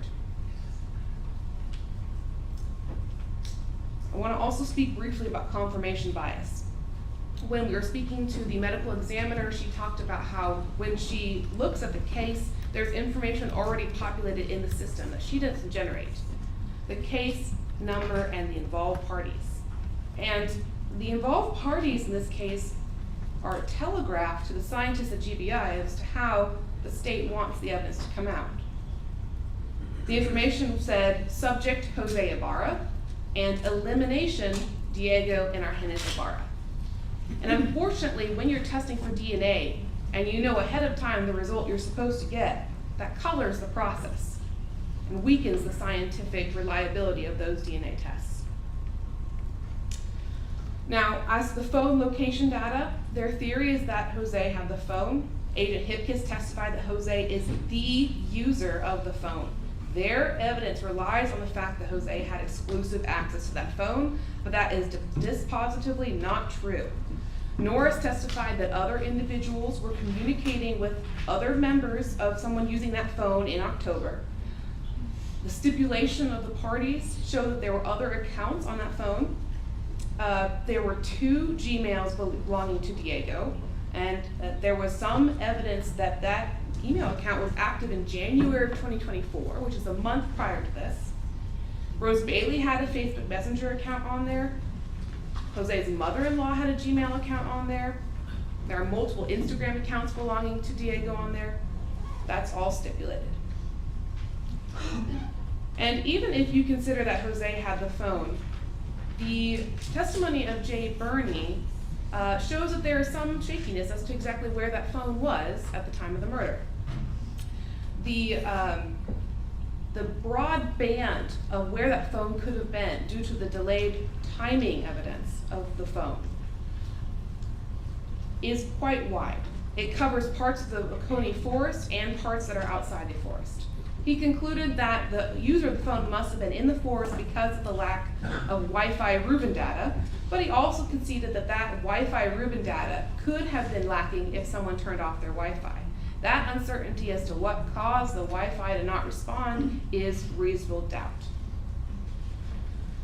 In the dumpster video, Your Honor should have some doubt based on the angle and the quality of the video. Rose Bailey did identify Jose, but she testified that the reason she identified him was because of the hat and the shoes. The hat that we know Diego owns, and black slides that we know Diego owns too, because the agents found a second pair of black slides in the apartment when they searched it. So the hat and the shoes that Rose Bailey identified for Jose could just have easily been Diego's. In the 911 call, no one identified the voice. I don't know why the state didn't ask Rose Bailey, but she was here. Maybe she could have testified of who was speaking, but no one did. And the phrase that the state would like you to believe is being spoken, yo tango, was heard by somebody who does not speak Spanish. We don't know what is being said on that call. We don't know who says it.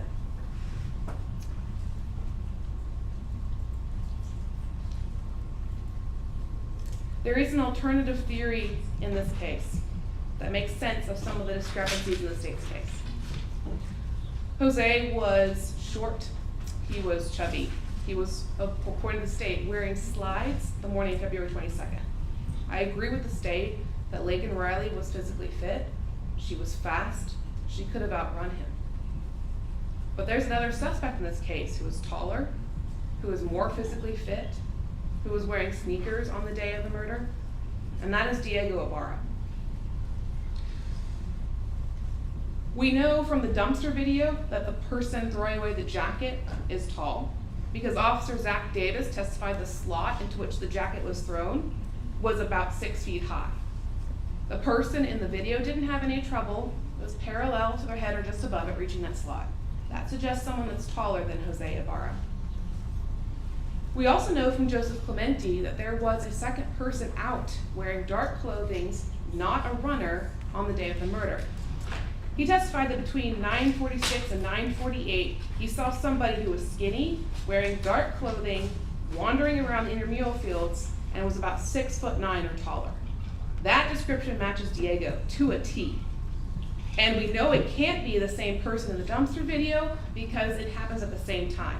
The dumpster video is at 9:44. Clemente is pretty certain about his timeline because he's tracking his position using a running app on his phone. Other evidence that suggests Diego is the one who killed Laken Riley is, of course, that the fact he was wearing a hat with Laken Riley's blood on February 23rd. According to the state, you can see blood on black clothes, so Diego, when he's choosing hats that morning, should have been able to see that the hat was bloody. But more importantly, Officer Epps testified that he observed dirt on the brim of the hat. Tim Johnson testified that he observed dirt on the brim of the hat. There is no way Diego put on that hat without noticing something was strange about it. And the reason he put it on, without questioning why it's got dirt and blood all over it, is because he already knew that it was there. The state would like to say that Diego would have to be the dumbest killer in the world to put it on, but unfortunately for the state, that's exactly what the person in the dumpster video does. After he examines the hat, he puts it back on. So if their theory is that's Jose, or that's Diego, either way, the killer put the hat back on his head after having been committed in a murder. So that argument does not hold water.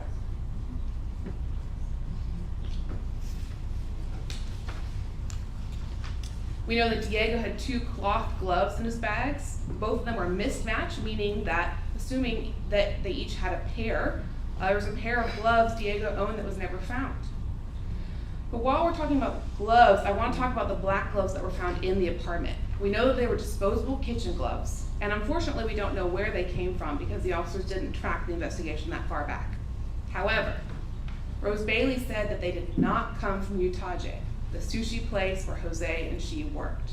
They did not come from the place that Jose Ibarra had access to. What we cannot rule out is the Bolton Dining Commons, the UGA dining facility where Diego worked. Why is that important? Because bringing the gloves home shows a step of premeditation. Who had access to do that? Diego. Why would he do that? Because he was planning to use the black gloves at some point. And speaking of gloves, why are there 3 of them found in the bushes?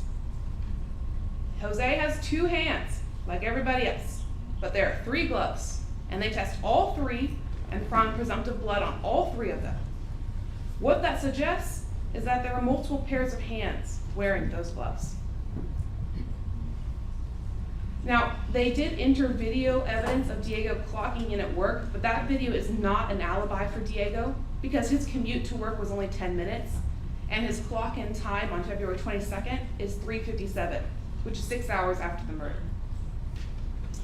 If anything, Diego's work schedule makes him more suspicious because the bus stop that he regularly takes to work is the one featured in the surveillance video near Saraswati's apartment.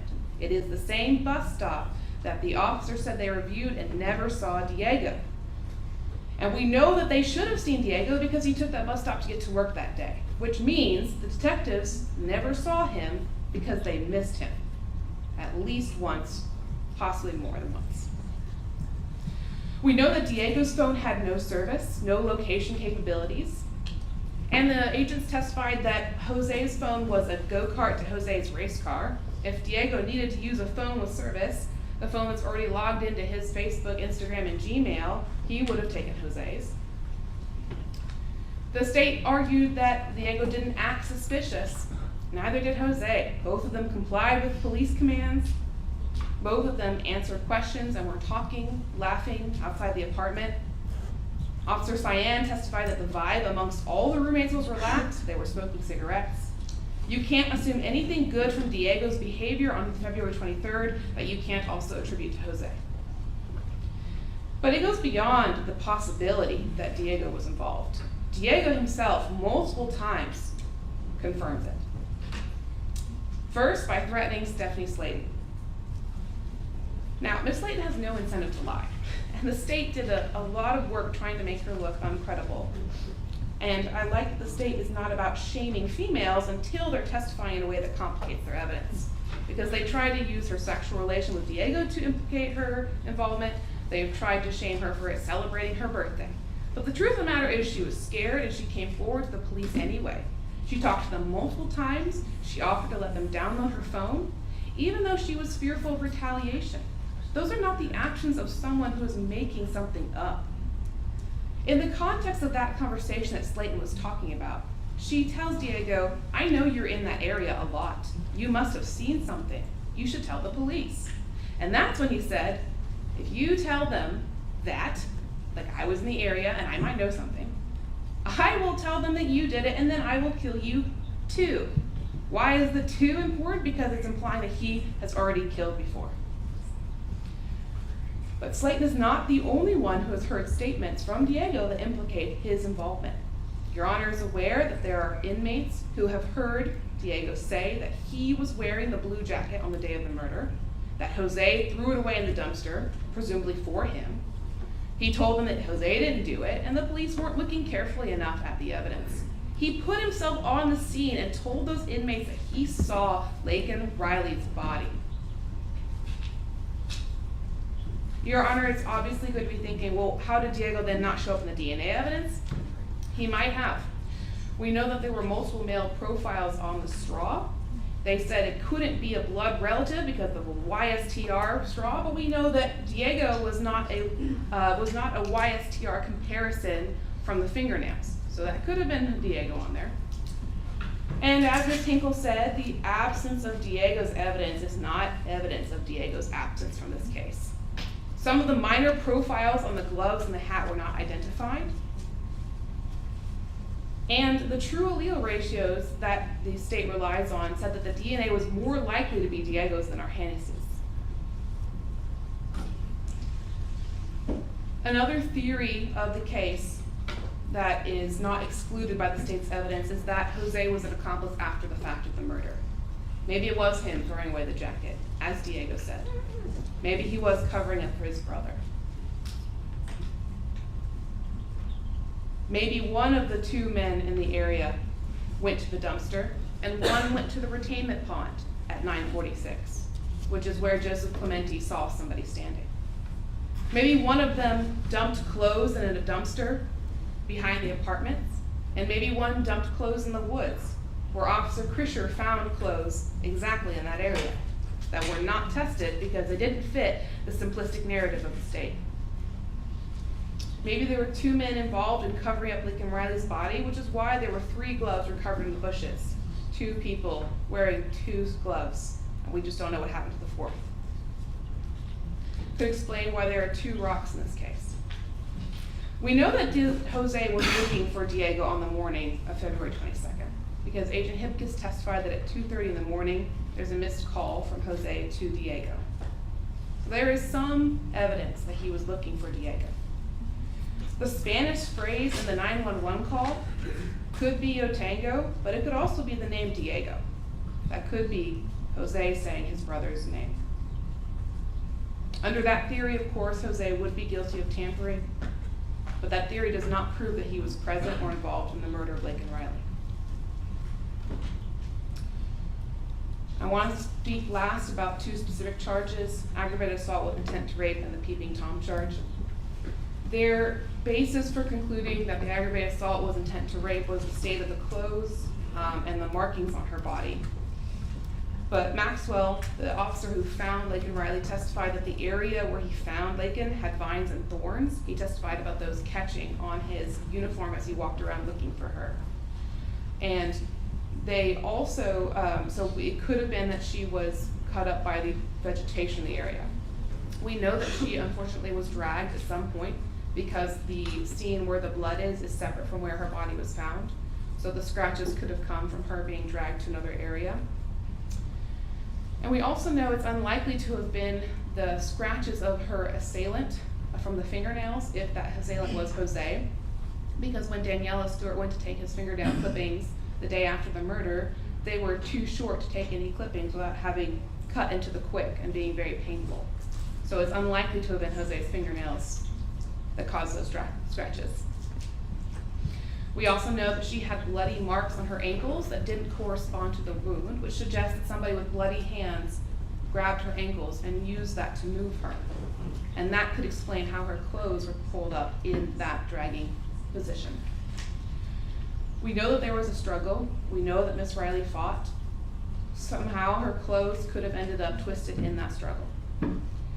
And lastly, the intent to rape is a very specific intent. It's not just an intent to sexually assault someone. It's not just an intent to look at someone. It's not just an intent to expose their breasts.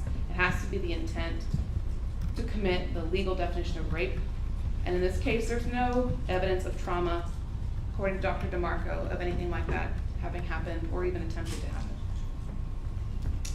As far as the peeping Tom, the only part of the evidence I wanted to highlight for Your Honor at this point is that when Ms. Saraswati identified someone looking into her apartment, she said she never saw any part of his face, only the rim of his hat. So I think there's reasonable doubt that someone was actually able to look in. It may have just been the hat that was visible to Ms. Saraswati. Just one moment, Your Honor.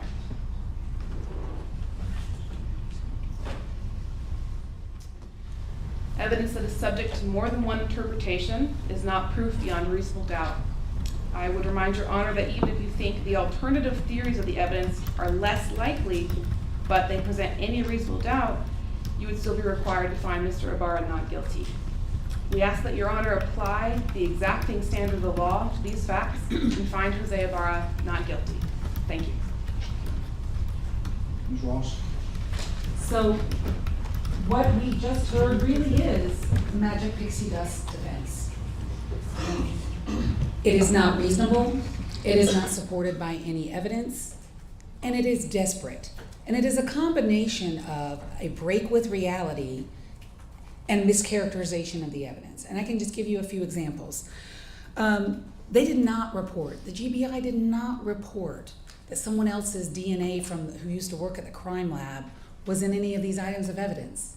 That was not the testimony at all.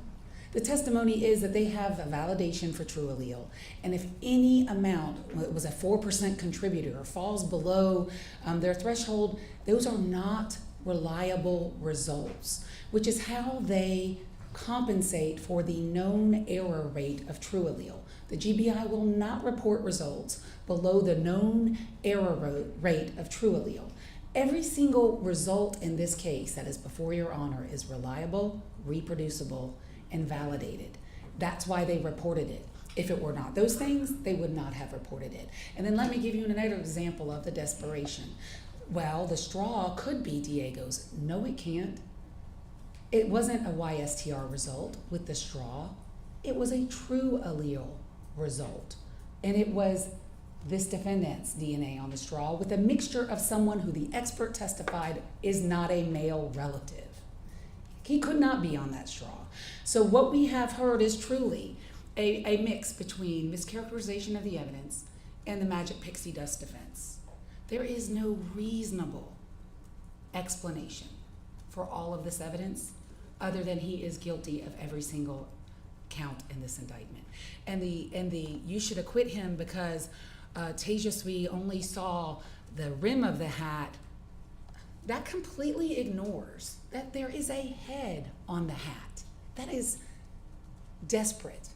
And she said herself, he peeped. I see him peeping in my window in the body cam video. He is guilty of that, which shows his state of mind. And her aggravated assault intent to rape truly is what I thought it would be, which is he killed her, but he didn't try to rape her. Her underwear is torn. And I know Your Honor is an experienced jurist. There are multiple cases out there in the state of Georgia that disheveled clothing alone is enough to support a conviction for aggravated assault with intent to rape. But we have more than that because we have his motive 73 minutes before, and we have the evidence of her clothes going in two separate directions. So those are, as my old trial partner used to say, just ink in the water. That's just to distract the court. The defendant, our evidence isn't based upon him having exclusive access to the phone. We never said that. She said that. What we have said is he had the phone that day, and there's no evidence to contradict that testimony. In order for you to find him not guilty, you would have to ignore all the evidence. They're saying, don't believe the DNA, it's not reliable. Don't believe the fingerprints, it's not reliable. And by the way, Tim Stewart covered in the the Daubert fingerprint hearing that it is not unusual to not get an APHIS hit, but still do a hand-to-hand comparison and have a match. And his results, if you're at least bit skeptical about them, and you shouldn't be based on his experience and his training and the methodology and the board that he created and how he explained how he got there, were blind peer reviewed by another completely different examiner who came to the same conclusion. This is reliable evidence. This is reliable forensic evidence. And then they're like, oh, well, don't believe the digital evidence, because you can't believe that either. There's no reason for you not to believe all the evidence in this case that's been put before you. And when you look at all of it together, it has only one reasonable explanation, is that he is guilty of everything in this indictment. And for the past week, Miss Jackson and I have been fighting for Laken Riley every day in this courtroom. We're done. Our work is done. And we turn this case over to you to make a decision on all of this evidence in this case. And we are asking you, in your decision, to render a verdict that speaks the truth about what happened that day, on the 22nd day of February, 2024, when this man took the life of an innocent woman, just going about her business, living her best life for no reason. It's senseless, and only you can end it. We're asking you to find him guilty of every single count in this indictment, to bring justice to Laken, her family, her friends, Tejaswi, and your entire community here in Athens. Thank you, Your Honor.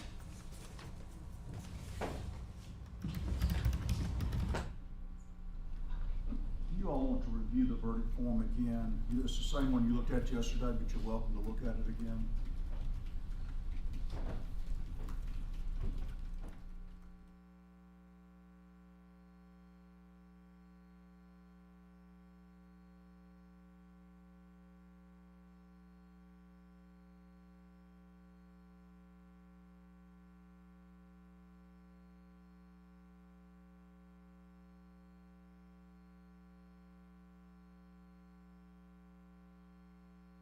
We'll take a 15-minute recess.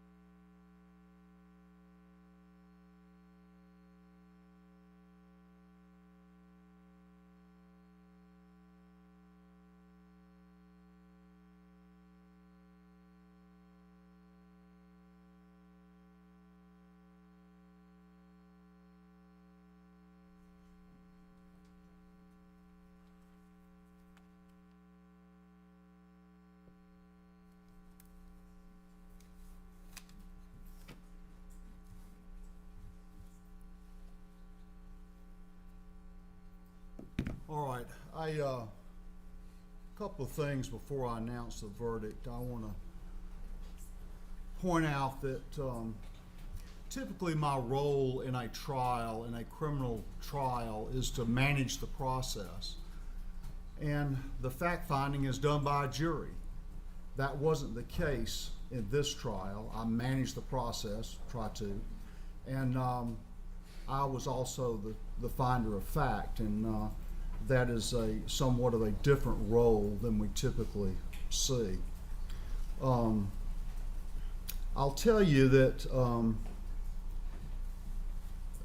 you may have seen me, I make notes during the trial. I probably filled up 2 legal pads full of notes during the trial, but the closings I want to just listen, and that's what I did. But I wrote down 2 things in the closing.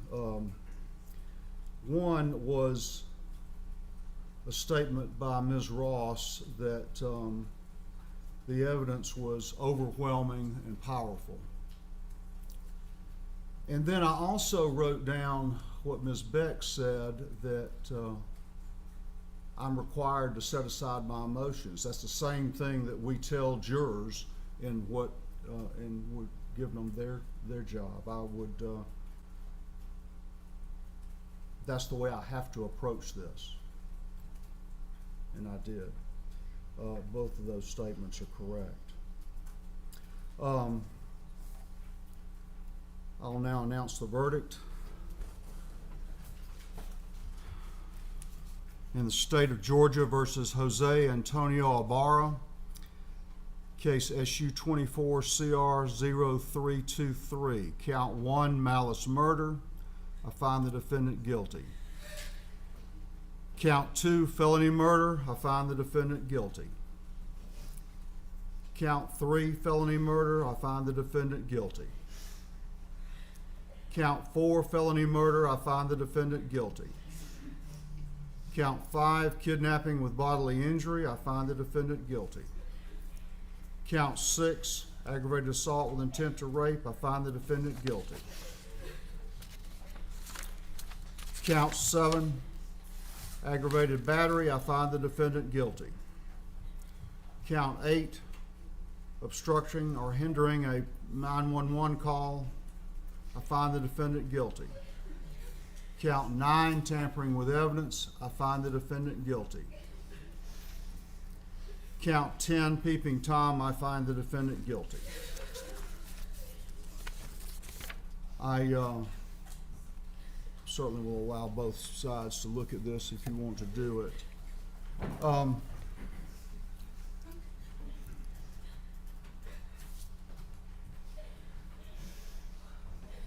The next step is sentencing. I'm prepared to go forward with that now, or if either side suggests that you need a few minutes, an hour break or something to do that, then I'll certainly do that as well. Consider that. May I have one moment, Your Honor? Sure.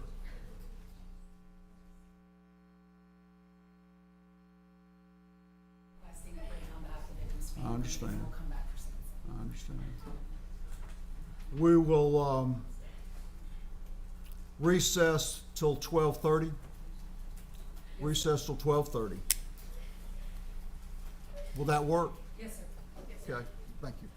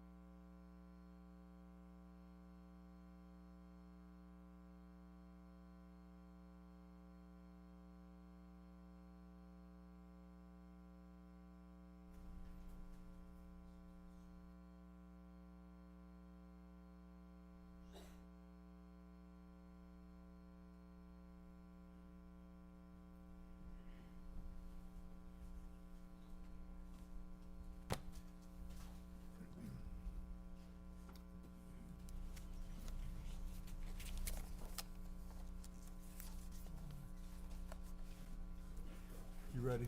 Yes, Ms. sir. Ross? You may proceed.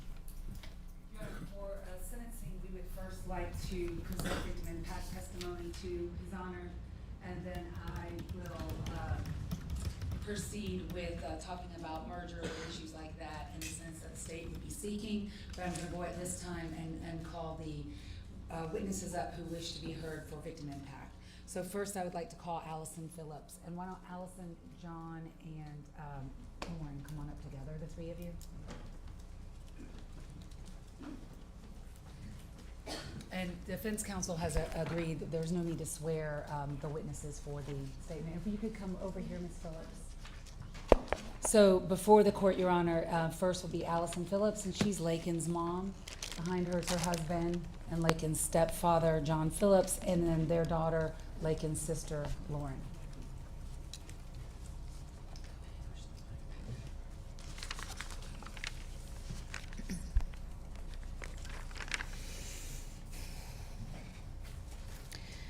Your Honor, on February 22nd of 2024, our family and friends were given a life sentence without a chance of parole. Jose Ibarra took no pity on my scared,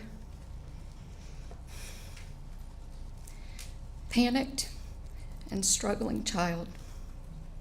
There is no end to the pain, suffering, and loss that we have experienced or will continue to endure. On that horrific day,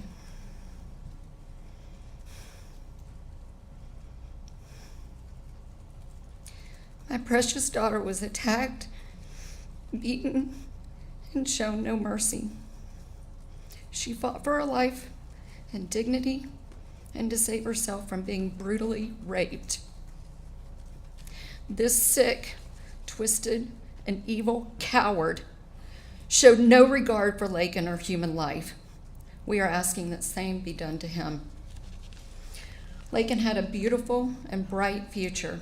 She was smart, hardworking, kind, thoughtful, and most importantly, she was a child of God. She had a personal relationship with Jesus, and she loved being the hands and feet of his hands and feet in this world. She shared her love for our Lord with others through her mission trips, working with elderly at the nursing homes, and through her nursing career. Laken was an amazing friend, sister, niece, daughter, and granddaughter. Anyone who knew her knew about her loving heart. Laken's life was not the only life taken on that day that Jose Ibarra attacked her. The life of her family and friends was taken too. None of us will ever be the same. This monster took away our chances to see Laken graduate from nursing school. He took away our ability to meet our future son-in-law. He destroyed our chances of meeting our grandchildren. And he took my best friend.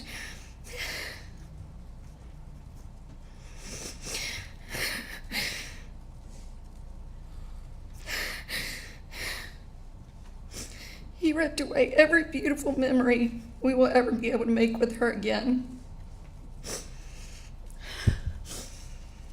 This horrific individual robbed us all of our hopes and dreams for Laken.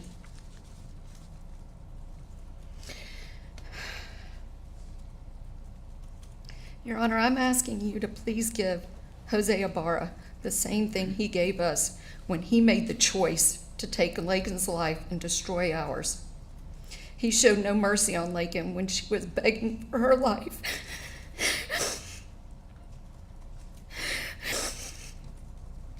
There's no end to the pain and suffering that he inflicted on our family and our friends.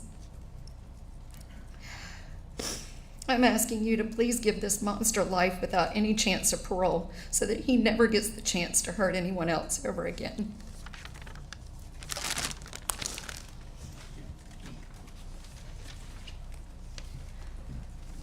This is John Phillips, Your Honor.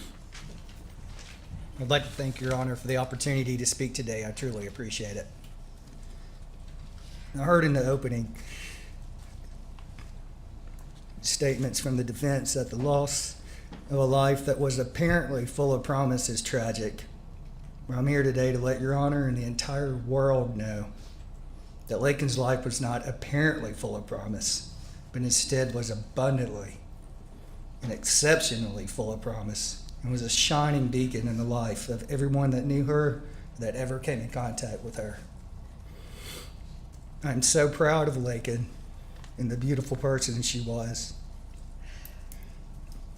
And while I could stand here and try to tell the world the things that made her such a wonderful person, as well as the many things we have all been robbed and deprived of, I think one of her last journal entries dated 12/17/23 says it best.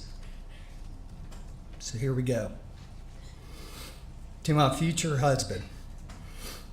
As silly as I feel writing this, my old small group leader once recommended it, so here I am. To my future husband, I want you to know that I'm thinking about you. I'm working every day to become the best wife I can be, by working through my current relationships to best prepare me for ours and our kids one day. I'm focusing on God and what He defines as a faithful Christian life, and so that I can best embody those characteristics. I pray that you know that it is with my full faith and trust in God that I know this relationship has been handcrafted by Him. I pray that we continue to glorify the Lord, prioritize Him in every aspect of our lives, and raise our family, our future family, to be God-fearing Christians as well. I pray God is the center of our relationship as it is a gift from Him. I thank Him for you before I even know you. And can't wait to love you in the best way I know how for the rest of our lives. I pray you know and feel the importance of my love and hopes for our relationship. No matter what challenges we face, I pray that our trust in God and love for one another overrules the obstacle. May our relationship last forever. Your future wife, Laken. That, Your Honor, was our beautiful Laken. That, Your Honor, is just a glimpse of what was tragically and brutally taken from her and us that day. The best daughter, sister, granddaughter, friend, and overall person that you could ever hope to meet. While it's true that none of our lives will ever be the same, we refuse to let this person rob Laken of the hope she gave to her family, loved ones, friends, and the world as a whole. We will proudly carry this hope on in her name in the days ahead and for the rest of our lives, because together we can all keep hope alive. So today, I plead with this court to protect the world from this truly evil person by sentencing him to prison for life without the possibility of parole for any reason, so that he can never have the opportunity to do this to anyone else ever again. Thank you, Your Honor. Next, Your Honor, is Lauren Phillips. Your Honor, I wish I could truly put into words how much the tragedy that occurred on February 22nd, 2024 has affected me, but I don't think I'll ever be able to do so. With that being said, I'm going to attempt with the best of my ability to do that for you today. My name is Lauren Phillips, and I had the amazing privilege of living with Laken Riley as my older sister. Laken was and will forever be my most favorite person. She was my biggest role model, and I looked up to her in every way. She brought the joy that I needed into my life and never failed to make me laugh. There was absolutely nothing that I wouldn't do for Laken, and nothing that she wouldn't do for me.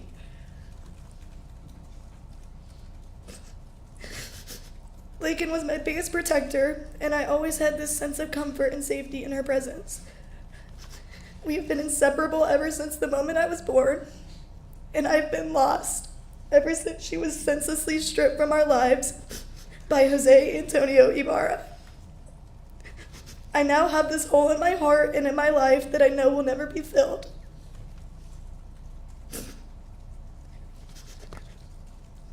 I had to walk the stage of my high school graduation without my biggest supporter and cheerleader in the crowd. I had to finish my senior year of high school, which most would say is the happiest and most surreal part of your life, but it was simply the opposite for me. I had to turn 18 and become an adult without the one person I looked up to there by my side. I had to get accepted into my dream school, the University of Georgia, without my sister telling me how proud of me she is, and finally getting to live in the same town together again.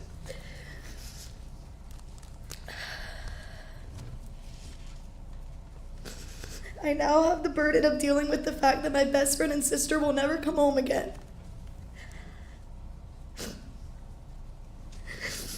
She'll never send me another daily good morning text, funny TikTok, or silly Snapchat.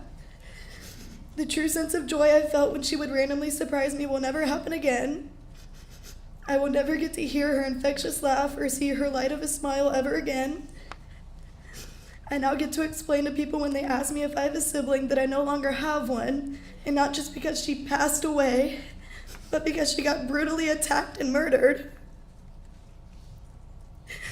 I cannot walk around my own college campus because I am terrified of people like Jose Ibarra. My parents will never be the same after losing their daughter in this tragic way. Seeing their heartbreak is excruciating. We were once a happy family of 4, and now there is an evident hole where her presence is forever felt. We are a broken family of 3, struggling to find out how to live this life through the silence and emptiness that her absence has left behind. The joy that she brought to our home has been completely replaced with grief, and we are just left holding the pieces of a life that will never feel whole again. She will not get to be at my wedding and next to me as my maid of honor. I get to deal with explaining to my future children what happened to their Aunt Laken and why they won't ever be able to get to feel her love or be spoiled by her. All of these experiences were and will be stripped of me against my will, and I now live in a constant state of fear, anger, and sadness. I think about how my sister saw exactly what was coming and had no way of preventing it. I think about how scared she must have been and how that man is the only one to truly witness that scene. I'm not sure why he did this to my Laken, and I know I will never understand. I've waited for him to have a reason, but as the details of this case have unfolded, I realize I'll never get any peace or closure.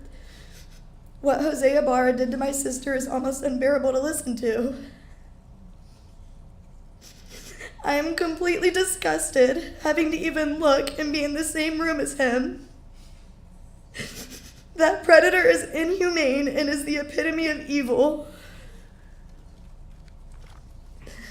I have no doubt in my mind that the monster sitting in this room with us today is the same monster that encountered my precious sister on February 22nd, 2024, where he proceeded to attack, assault, beat, murder, and attempt to rape her. Jose Antonio Ibarra has completely and utterly ruined my life, and I can only hope and pray that he receives a sentence that ruins his. Thank you.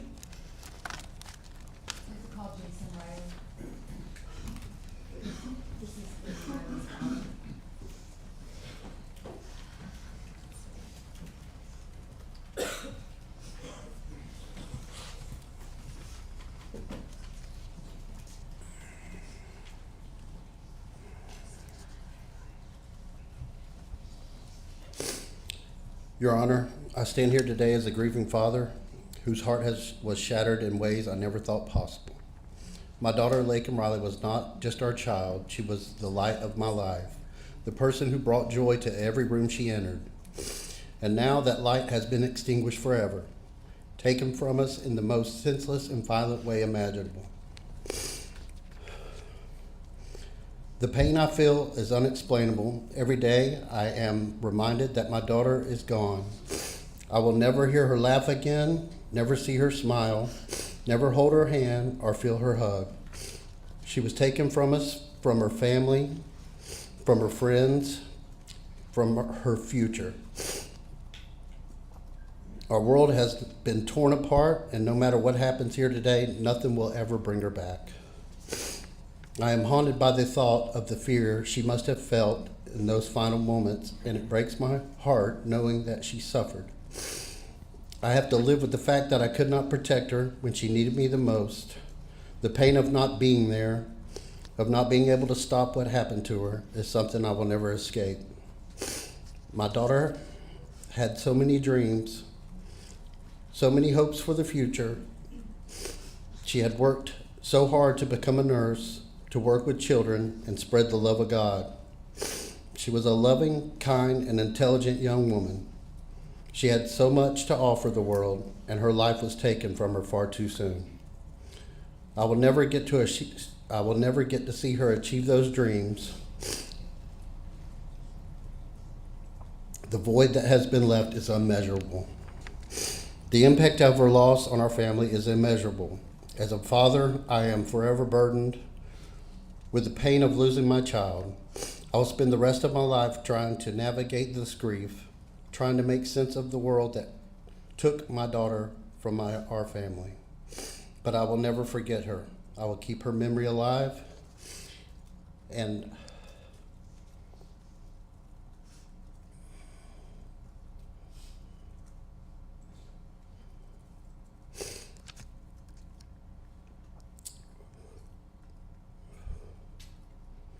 I hope justice is served for her, not only because I'm her father, but because she deserves it.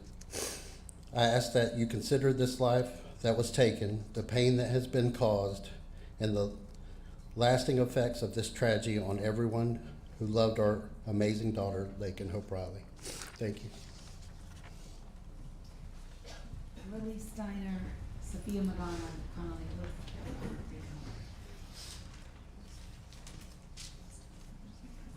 Connolly's only the first row.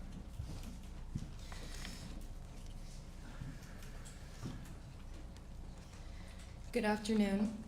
As I stated in my testimony, my name is Connolly Huth.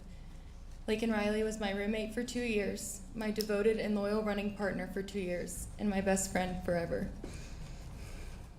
I stand before you looking at you through eyes that have seen, ears that have heard, and a heart that has felt emotions no body, and especially no 22-year-old, should have to. On February 21st, my life was complete. I woke up on February 21st at 7:30 a.m., walked out of my bedroom door to streamers hung outside of my bedroom from the top of the door frame to the floor, balloons blown, decorations taped, and gifts presented precisely on my kitchen island. Laken did it. It was my 22nd birthday.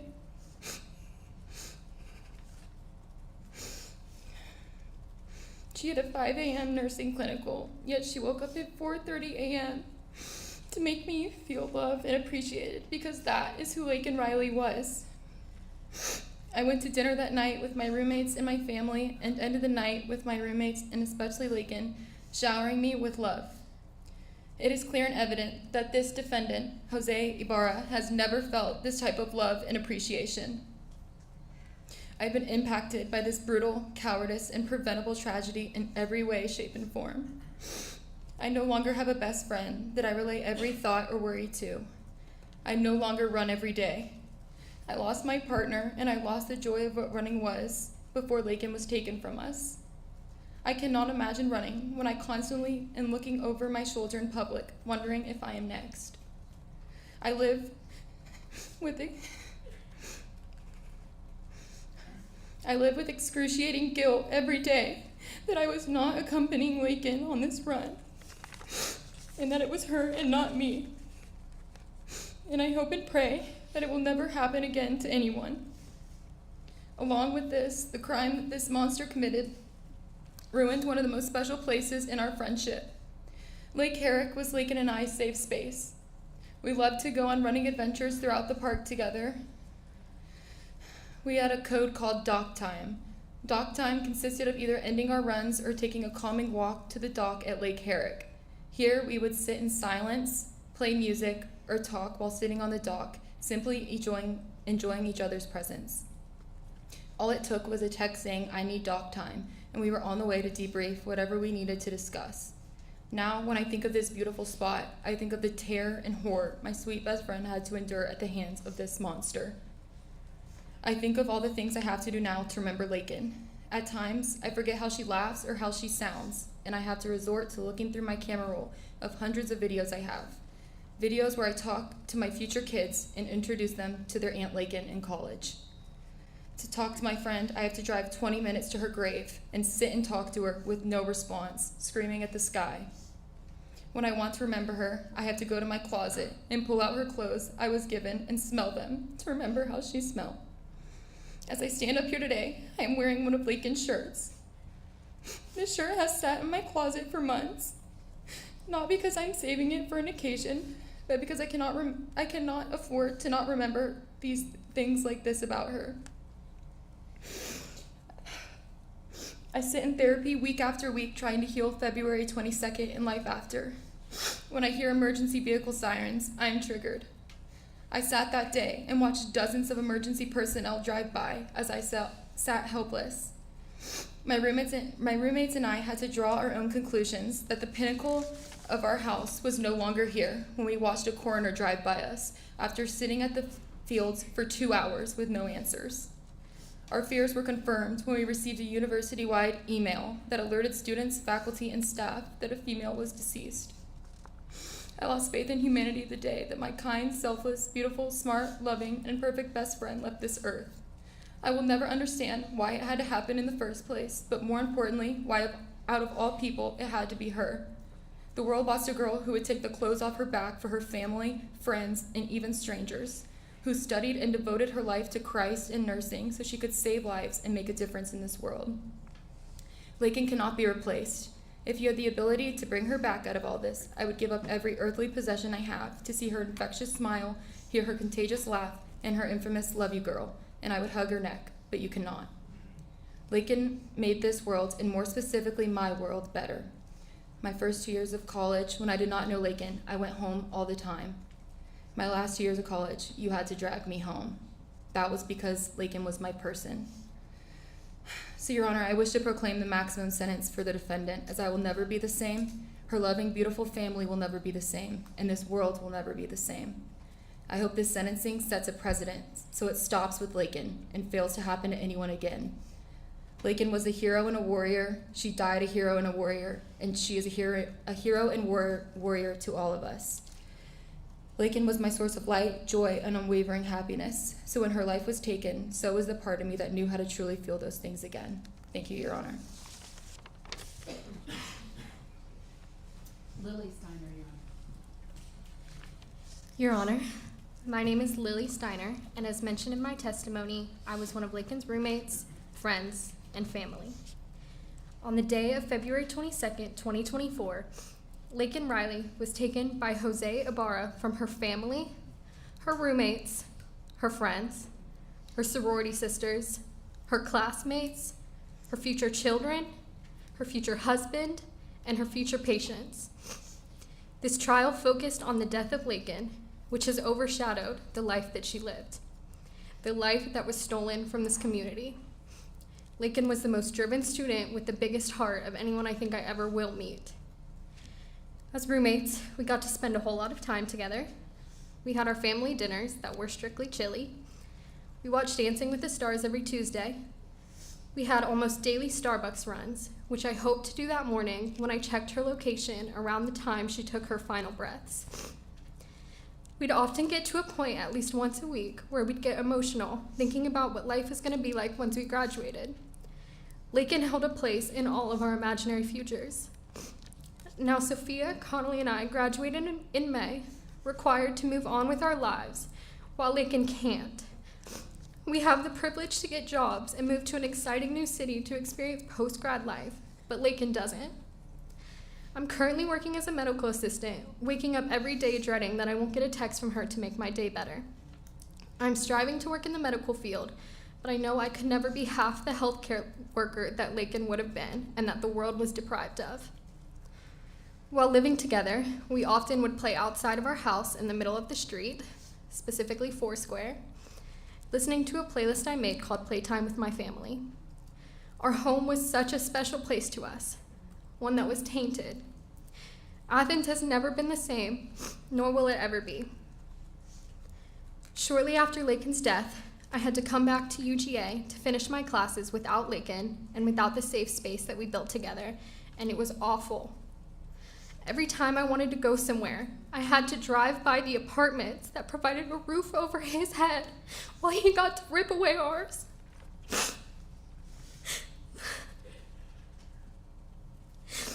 Life without Laken has been so dull, and having to learn how to navigate time without her through grief, anger, and fear has been beyond difficult.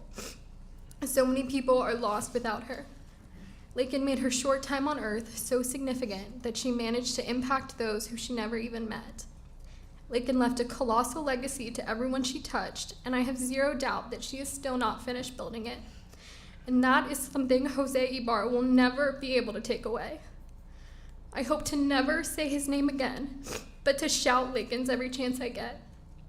I kindly ask Your Honor that you help us all in our long healing journey by allotting the maximum sentence for Jose that unfortunately still won't make up for the beautiful life taken.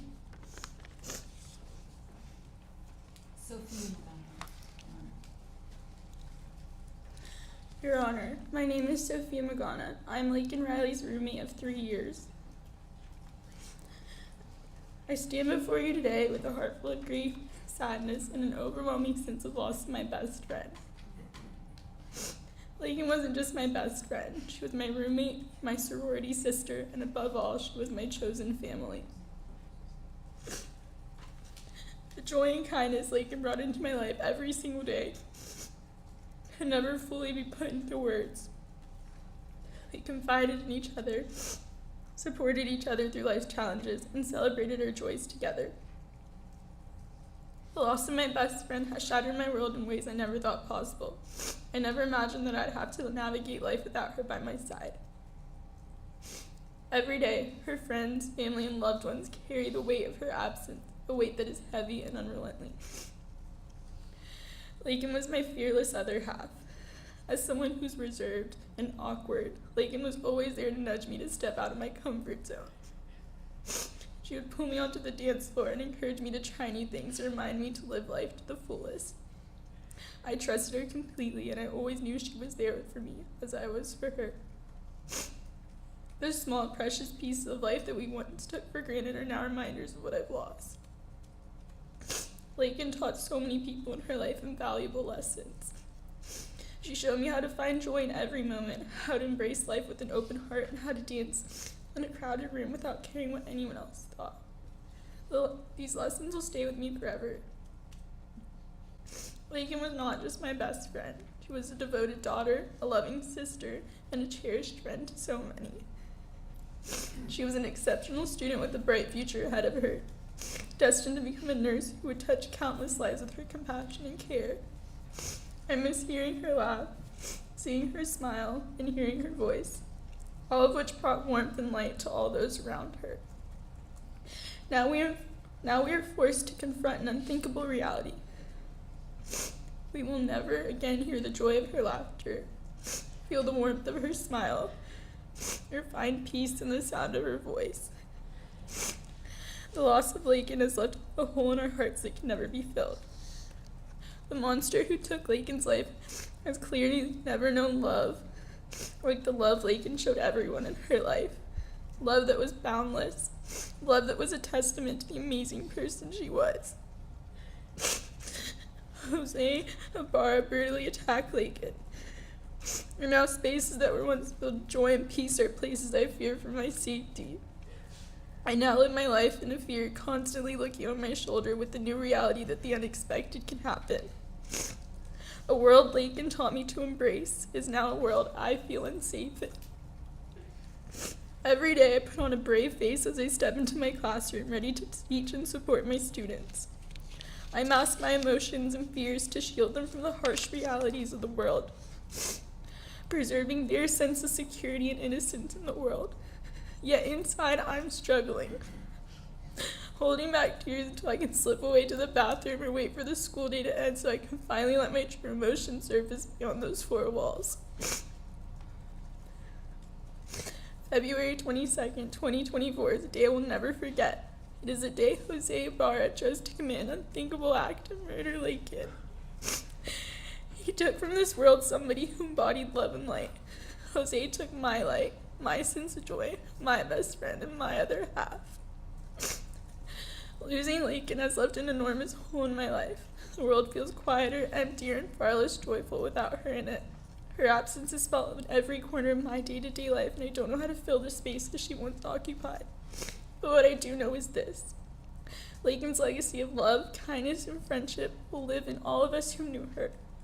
The love she gave so freely will continue to guide me as I navigate this life without her. Jose Antonio Ibarra took Laken's life, and I hope that your verdict ensures that Jose experiences lifelong pain that is only a small glimpse of the pain we will live with daily since the loss of Laken. No punishment will ever truly account for what Jose has done, but it is my hope that justice will honor Laken's memory and the profound impact she had on all of our lives. Thank you. Abby, Haviland.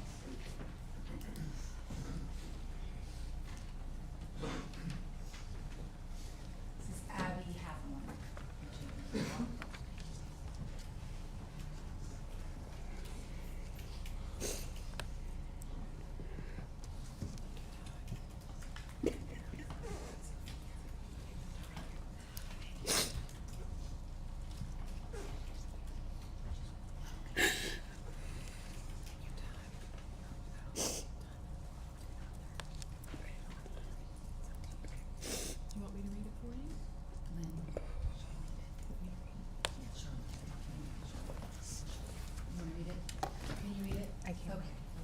So, Your Honor, Ms. Carrie Howell will be reading the statement for Abby. And this is Abby's statement that she prepared, but will be read right here. It was 1:49 p.m. on February 22nd of 2024 that I learned Laken was missing. I immediately text her, "Laken, where are you? Why are people saying you're missing?" Just minutes after 2:17 p.m., a campus email came out confirming my worst nightmare. Laken had been found unconscious and not breathing. Laken, the girl I met in middle school and became best friends with our freshman year of high school. The girl I couldn't imagine being far away from when it came time for college, so we both decided to attend the University of Georgia together. The girl who stuck by me and got me through some of my toughest times in life, as well as accompanied me during some of my best. The loss of her is something I will never be able to come to terms with.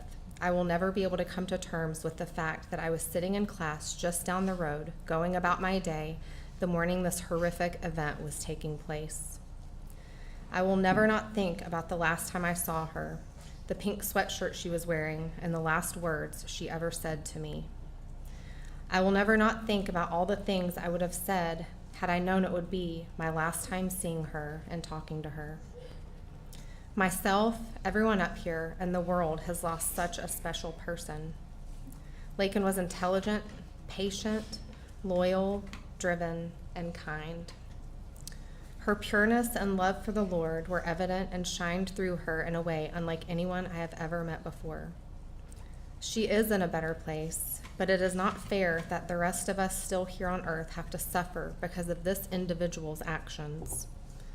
Because of this individual, some of my happiest days, such as the day I get married and have kids, will be forever accompanied by a feeling of grief, a sadness that Laken will not be there with me to experience them. Because of this individual, I have so many fun memories, but no one here to share them with. Because of this individual, I will be searching for the rest of my life for a friendship like the one I shared with Laken, but I know I will never find one because ours was simply unreplicable. I am here today to support Laken. I hope to provide only a fraction of the support she continuously gave me during her time here on earth. I miss her desperately and long for the day I get to see her again. Since February 22nd of 2024, I will forever be changed.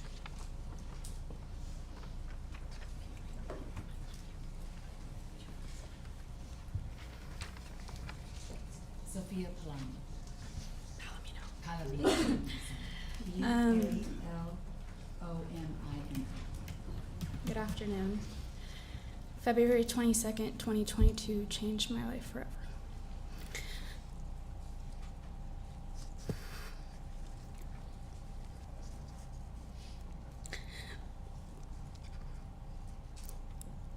Not being in Athens that day will forever haunt me.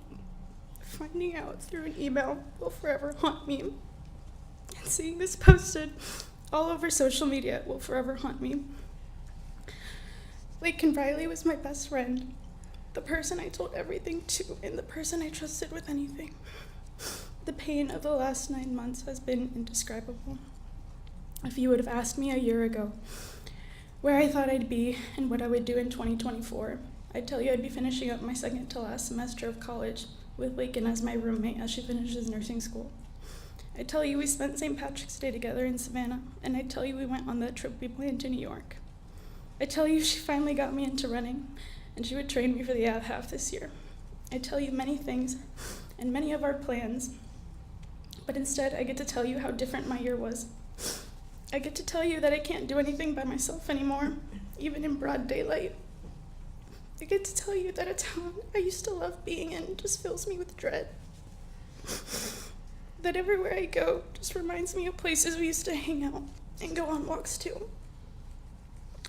I tell you that I can't go past her old house and haven't been able to return to the IM field since.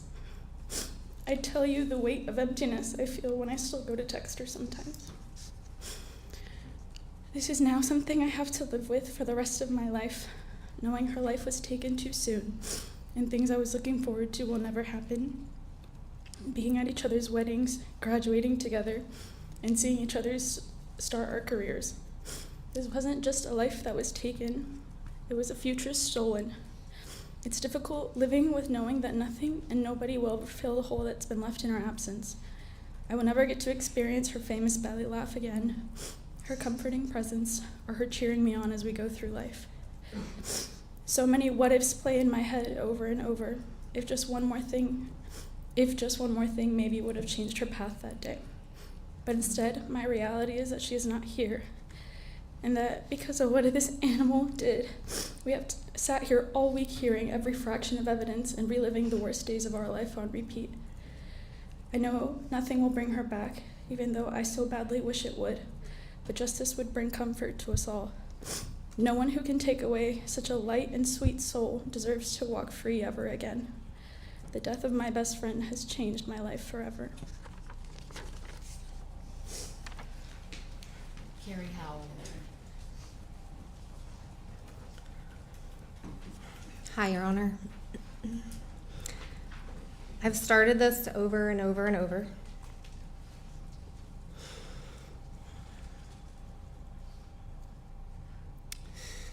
Feeling paralyzed in my thoughts.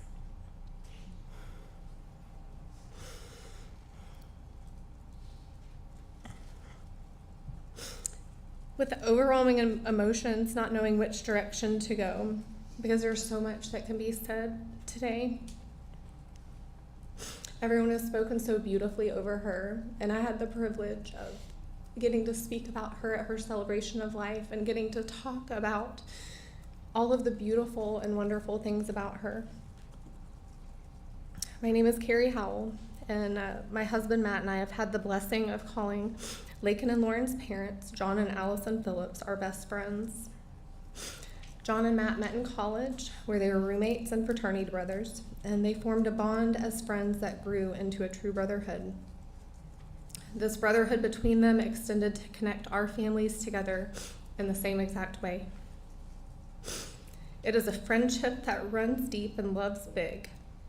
Our families and children have grown up together and had many adventures and vacations together over the last 20+ years.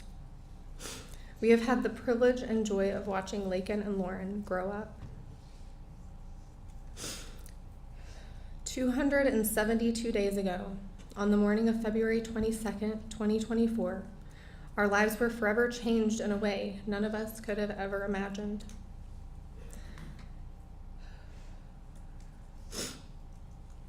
The moment I got the call from my husband that Laken had not returned home from her morning run, that no one could get her on the phone, and she was missing, I knew in my heart something horrific had happened to her. I had the worst feeling that she was no longer with us, but I prayed and prayed and prayed as I frantically got ready to make the drive to Athens to be with my friends.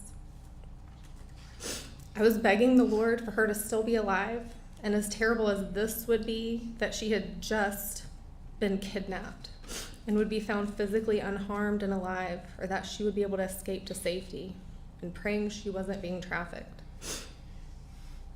I was literally praying for her to not be kidnapped. Like, that sounds so crazy.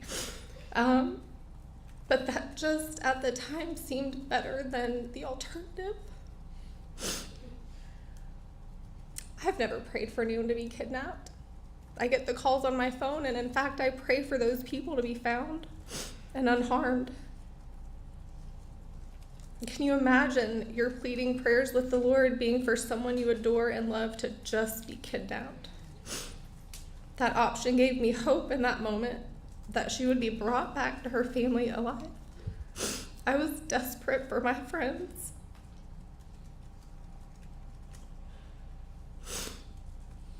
This nightmare spiraled out of control when I received another call from my husband while he was on the road, or while I was on the road to Athens.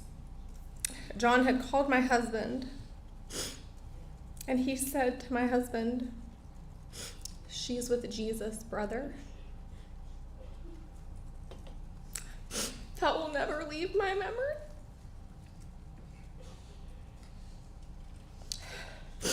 As my oldest daughter and I sat in traffic on our way to Athens, time seemed to have stopped in that moment. Yet, as we are here 272 days later, time has continued. It has continued in ebbs and flows of every emotion you can experience. Time has stood still in utter disbelief that this precious human is gone, while day-to-day life continues on. This was an act of pure evil at the hands of Antonio Ibarra. He willfully chose to prey on innocent young women on the morning of February 22nd, with Laken Riley being the young woman he would succeed in torturing in the most excruciating and brutal way, while she fought not only for her life, but for her dignity. He must have believed that she was there for his taking, that he was entitled to whatever sick, perverted urges and desires he had that morning. Not one person on this planet has even one right to take what they want from a person simply because they want it. Yet Jose did that. Because of his evil actions, we are all being forced to learn how to navigate life with the stark, harsh reality of Laken no longer being here.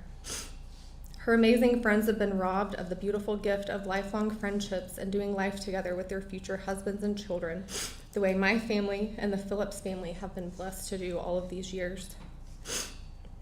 Her grandparents and aunts and uncles and cousins feel the absence of her presence constantly and have been robbed of the continued blessing of her being a bright light in their family.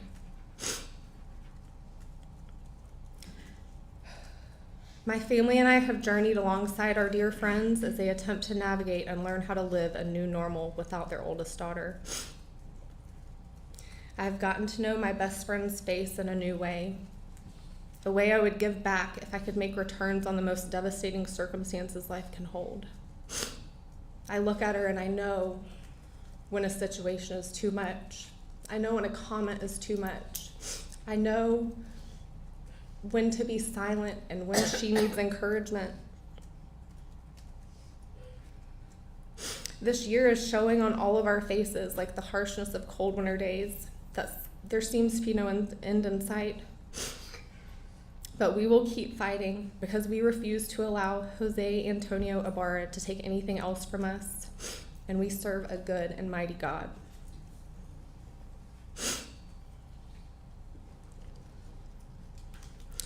We've already been forced to journey through our annual family vacation without her.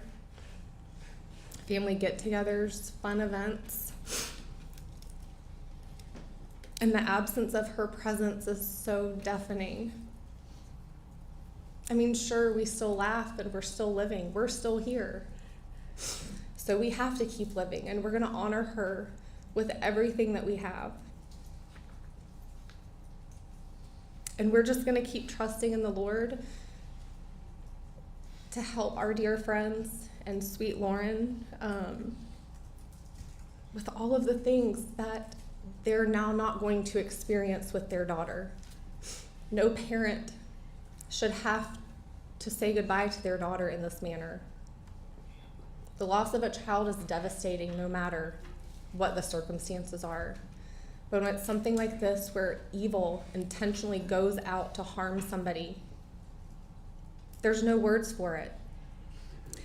And so today I stand before you with her friends and family, and we ask you, Your Honor, to bring earthly justice for our precious Laken and for all of us who love her so very much.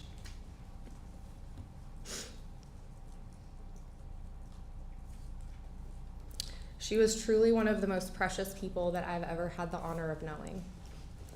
She exhibited the fruit of the Spirit in the Bible because she truly lived her life for Jesus, as you got to hear John read in her journal entry. That was her. That was a private entry, not for anyone else. And you got to see the type of person that she truly is in her heart. Pure and lovely, and her laugh that everyone has talked about, literally one of all of our favorite things about her. And we never get to hear it again because of him. So we ask, Your Honor, for you to consider in your sentencing for him to not be able to ever be out of prison and for him to spend all of his days there without any possibility of getting out. Thank you. Tell me your name again. It is Carrie Howell. Carrie? Yes, sir. And Your Honor, that at this time completes the statements for victim impact evidence from Laken's family and friends. The state would also have a few more items to present for victim impact, and then I'll address the indictment with the court. And one of the things I wanted to share with the court is that a lot of times when we hear victim impact evidence, it is very much so the way that we hear it here in court. Hold on, I'm going to pause this for you. But what we have in this case is something that I ran across in my review of the evidence in this case, which is really 1 minute of when or where this court will be able to get the true impact of what the murder of Laken Riley did to her family and the impact of his actions on her family. Because what the investigators did in this case is, as you know, they were all wearing body cam videos, and there's hundreds of hours of it in here. And there is one moment where, and I'm just going to play 1 minute of it, just 1 minute of the horror that this family has gone through in the last 9 months and what they're going to continue to go through for the rest of their lives. And it is the moment that they learned that their daughter was dead. And in this video clip that I'm showing, which I've marked as states 333, at the top right corner, it's at 1950, you'll see a black truck.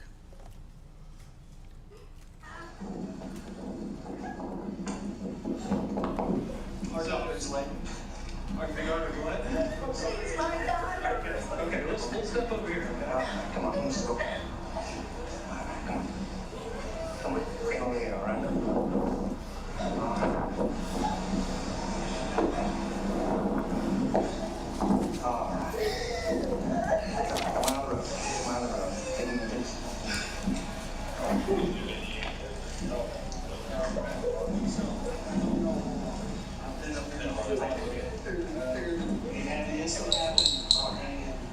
It's not good.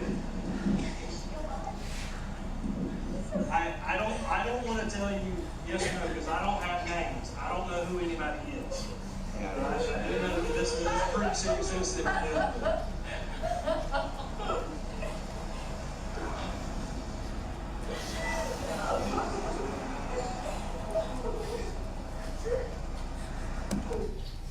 That's what they endured. And that's how it was on that day when they came here to look for their daughter. And what it took away, you heard from her friends and family, and some of the things that you even heard in the trial. You got a little peek, just a little peek, about the personality of Laken Riley. For example, in Lily's 911 call, one of the things she says is, Laken never misses class. Never misses class. That's the kind of person she was. And in our review of all the evidence in this case, some of the things we had to look at were the social media presence of everyone, and there was a lot of digital evidence in this case. And the review of the digital evidence, I want to share with you just some of it, which has been marked State's Exhibit 336, is that Laken was a very joyful and quite silly, playful person. And a lot of that is viewed in her social media.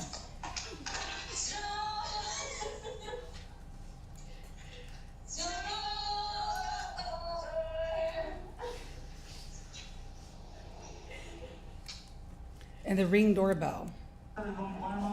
Running.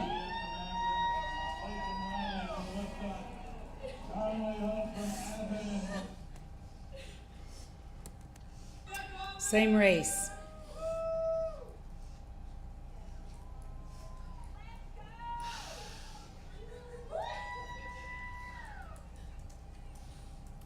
And these are just little snippets that we saw in the investigation that we thought would be important to share with the court, that shows not only the type of person that she was, that you just heard from her friends and family, but the true impact that her murder had on her parents.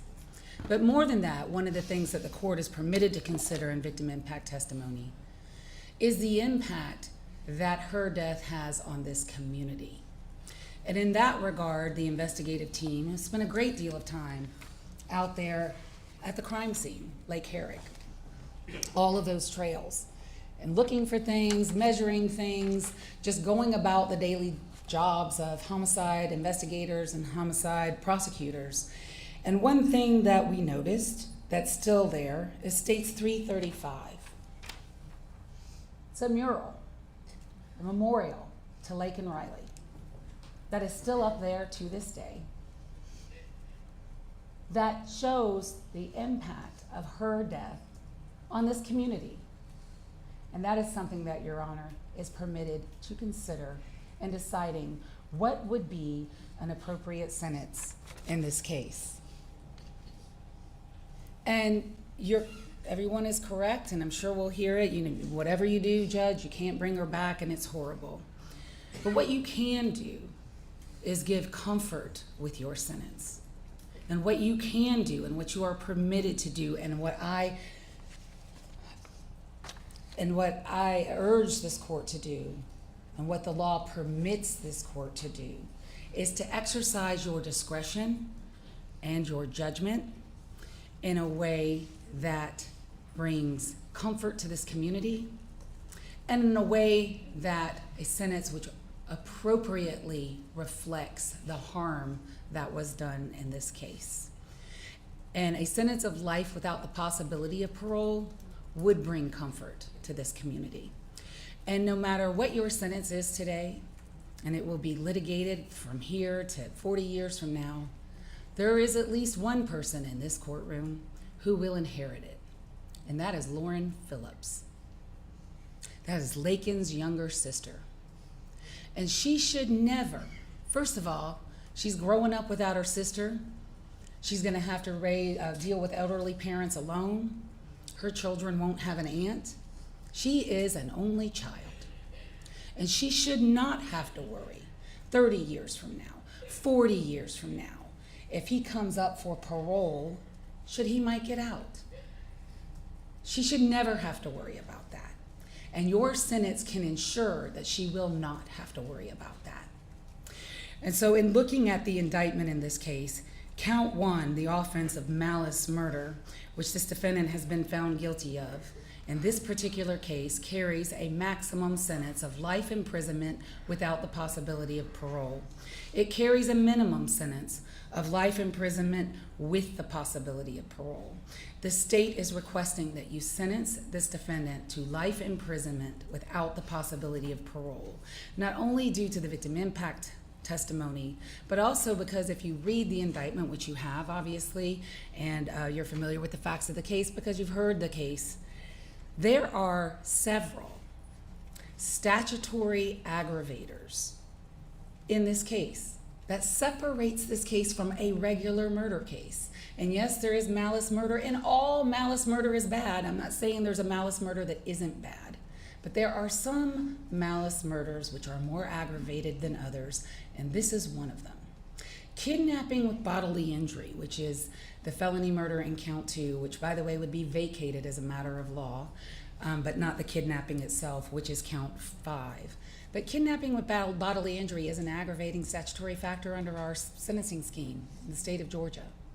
It makes malice murder worse than regular murder. And for that reason alone, you should sentence this defendant to life without the possibility of parole. Aggravated battery, which is also in this indictment and which is also the facts and it's also something he's been convicted of, is also a statutory aggravator under our statutory scheme, which makes this murder different and worse than a regular malice murder. So there are aggravating circumstances, which you have already heard, which I will not repeat to you, but that are not only recognized by the facts, but are recognized by our statutory sentencing scheme. So going down the rest of the indictment, felony murder count 2 is vacated as a matter of law. Felony murder count 3 would be vacated as a matter of law. Felony murder count 4 would be vacated as a matter of law. On count 5, kidnapping with bodily injury, the state is asking you to sentence this defendant to a sentence of life imprisonment with the possibility of parole, which is the maximum for that count. And we are going to ask that you run that consecutive to count 1, a sentence of life imprisonment without the possibility of parole for the malice murder. Count 6 is aggravated assault with intent to rape. It does not merge. In fact, it is a separate crime under these circumstances.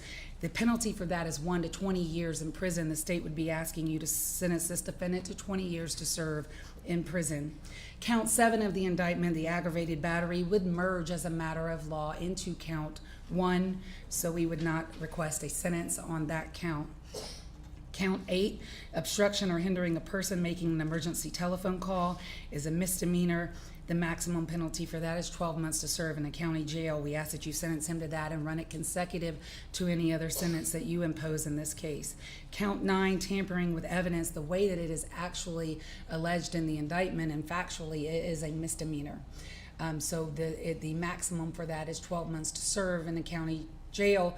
We ask that you sentence him to that and run it consecutive to any other sentence that you impose in this case. And finally, count 10 of the indictment, peeping Tom, is a felony which carries a penalty between 1 to 5 years in prison. We ask that you sentence him to 5 years to serve in prison to run consecutive to count 1. So to sum it up, on count, the sentence would be on count 1, life imprisonment without the possibility of parole. Count 5, life imprisonment with the possibility of parole to run consecutive to count 1. Count 6, 20 years to serve to run consecutive. Count 7 will merge. Count 8, 12 months to serve to run consecutive. Count 9, 12 months to serve to run consecutive. And count 10, 5 years to serve to run consecutive. And that is the sentence that the state is requesting.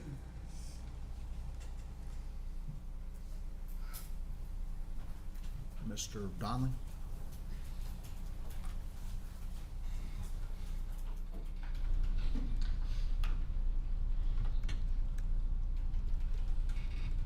Yes, sir. Thank you. So obviously the court is aware that on count 1, there's really only 2 options for the court. It's an automatic life sentence. The only option is whether the court can indicate that it should be without the possibility of future parole, we're asking the court to not impose that. The life without parole. Getting a life sentence is automatic. There's certainly no guarantee of parole, and would be uncertain, and it would be many decades in the future. And we do not oppose the state's recommendation that the life sentence, which is also mandatory on count 5, be made consecutive. We certainly, just to state the obvious, trust that the court will not consider for sentencing purposes the fact that Mr. Ibarra had a trial.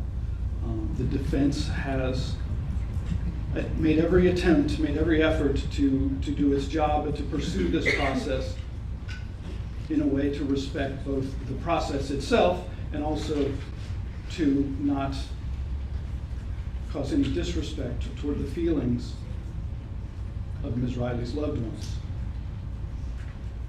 And if anything like that has happened, it certainly was not intended. And the defense is not immune to the sensitivity of this case. Again, to not only her loved ones, but to the greater community. The state's request is not unexpected to us. We anticipated that, and it's certainly understandable. And there is, though, a divide there. The state, while it is understandable the request that they make, the court, there's some separation given here in this process, and the court will be the one to impose it. So our request that you give consecutive life sentences on counts 1 and count 5. We have no position on the remaining counts. We'll send a message that to whatever future custodian of Mr. Ibarra as to the gravity of this crime and the gravity of this situation. That the court has expressed an intention for,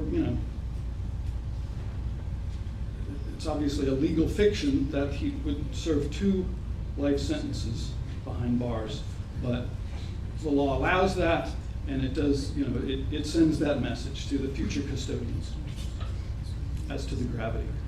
But the withholding of the life without parole aspect of count 1 would at least give Mr. Ibarra the sliver of incentive to reflect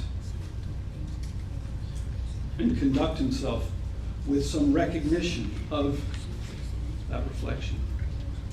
The state agency and the staff of that agency, who will be tasked with supervising his custody, will have the opportunity to monitor him closely for, again, many years, many decades into the future. And it's impossible to know the future, obviously. But by imposing life sentences without removing the future custodians to the ability to do their job is our request at this time. And we also would point out that given his status with, there is an immigration hold, that were he ever in the future to be released, it would only to be deported. And that's all I have. We leave it in the discretion of the court. Thank you.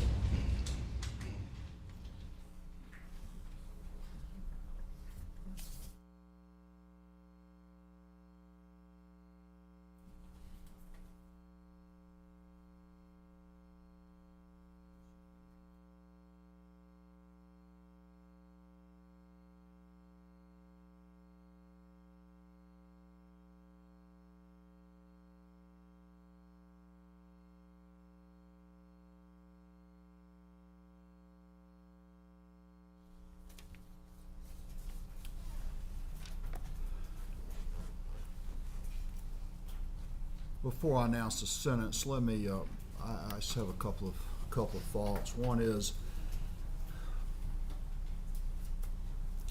oftentimes people use the term closure at an event like this, and I acknowledge that there's no such thing as closure. There will not be closure. This is just another stage or event in this tragedy, and that's the way I view that. People mean well by saying that, but it's I've heard it explained that when you have something like this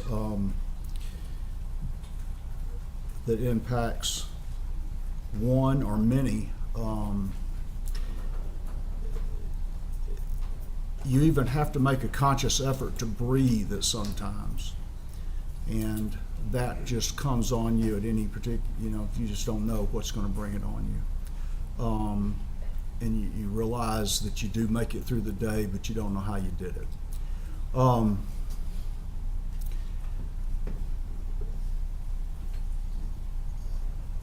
But I also, and this goes back to what Carrie Howell was saying, that as many times as you reflect on the loss, at some point you start smiling about the memories, and I'm hopeful that at some point that takes over to a certain extent. But there's very little, including the sentence of Mr. Ibarra, that's going to help much, and I acknowledge that.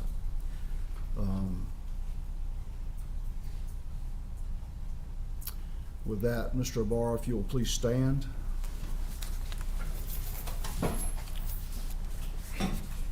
Count 1, malice murder. I sentence you to life without the possibility of parole.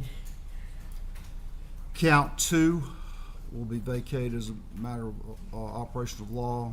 Count 3, vacated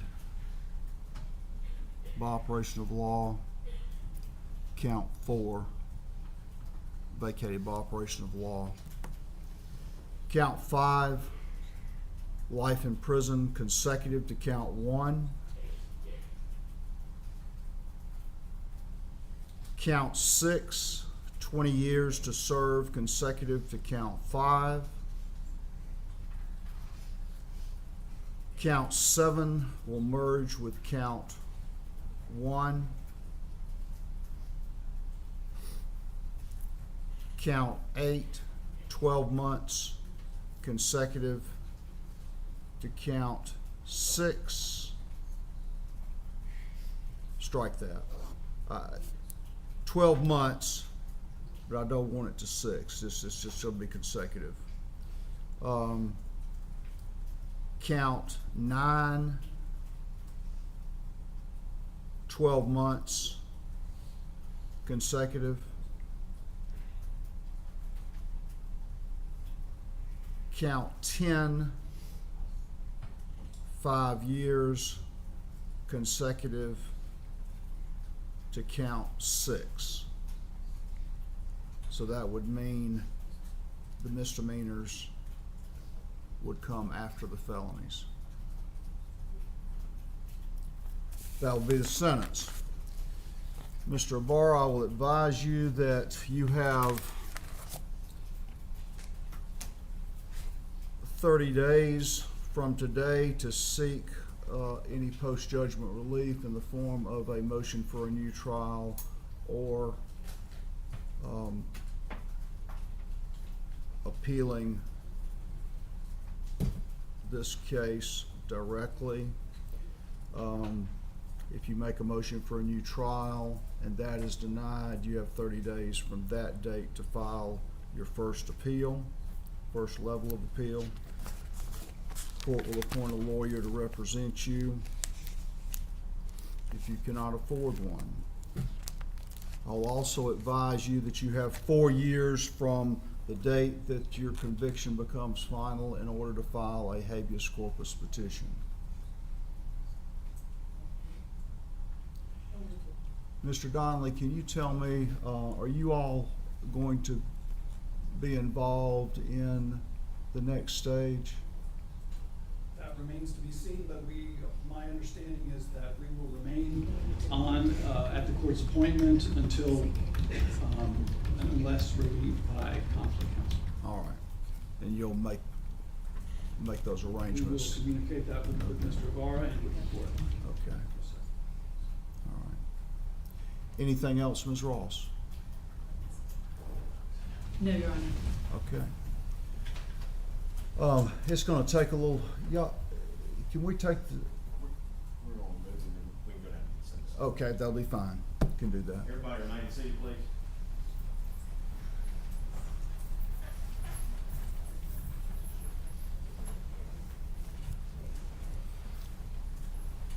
All right. That will conclude the proceedings.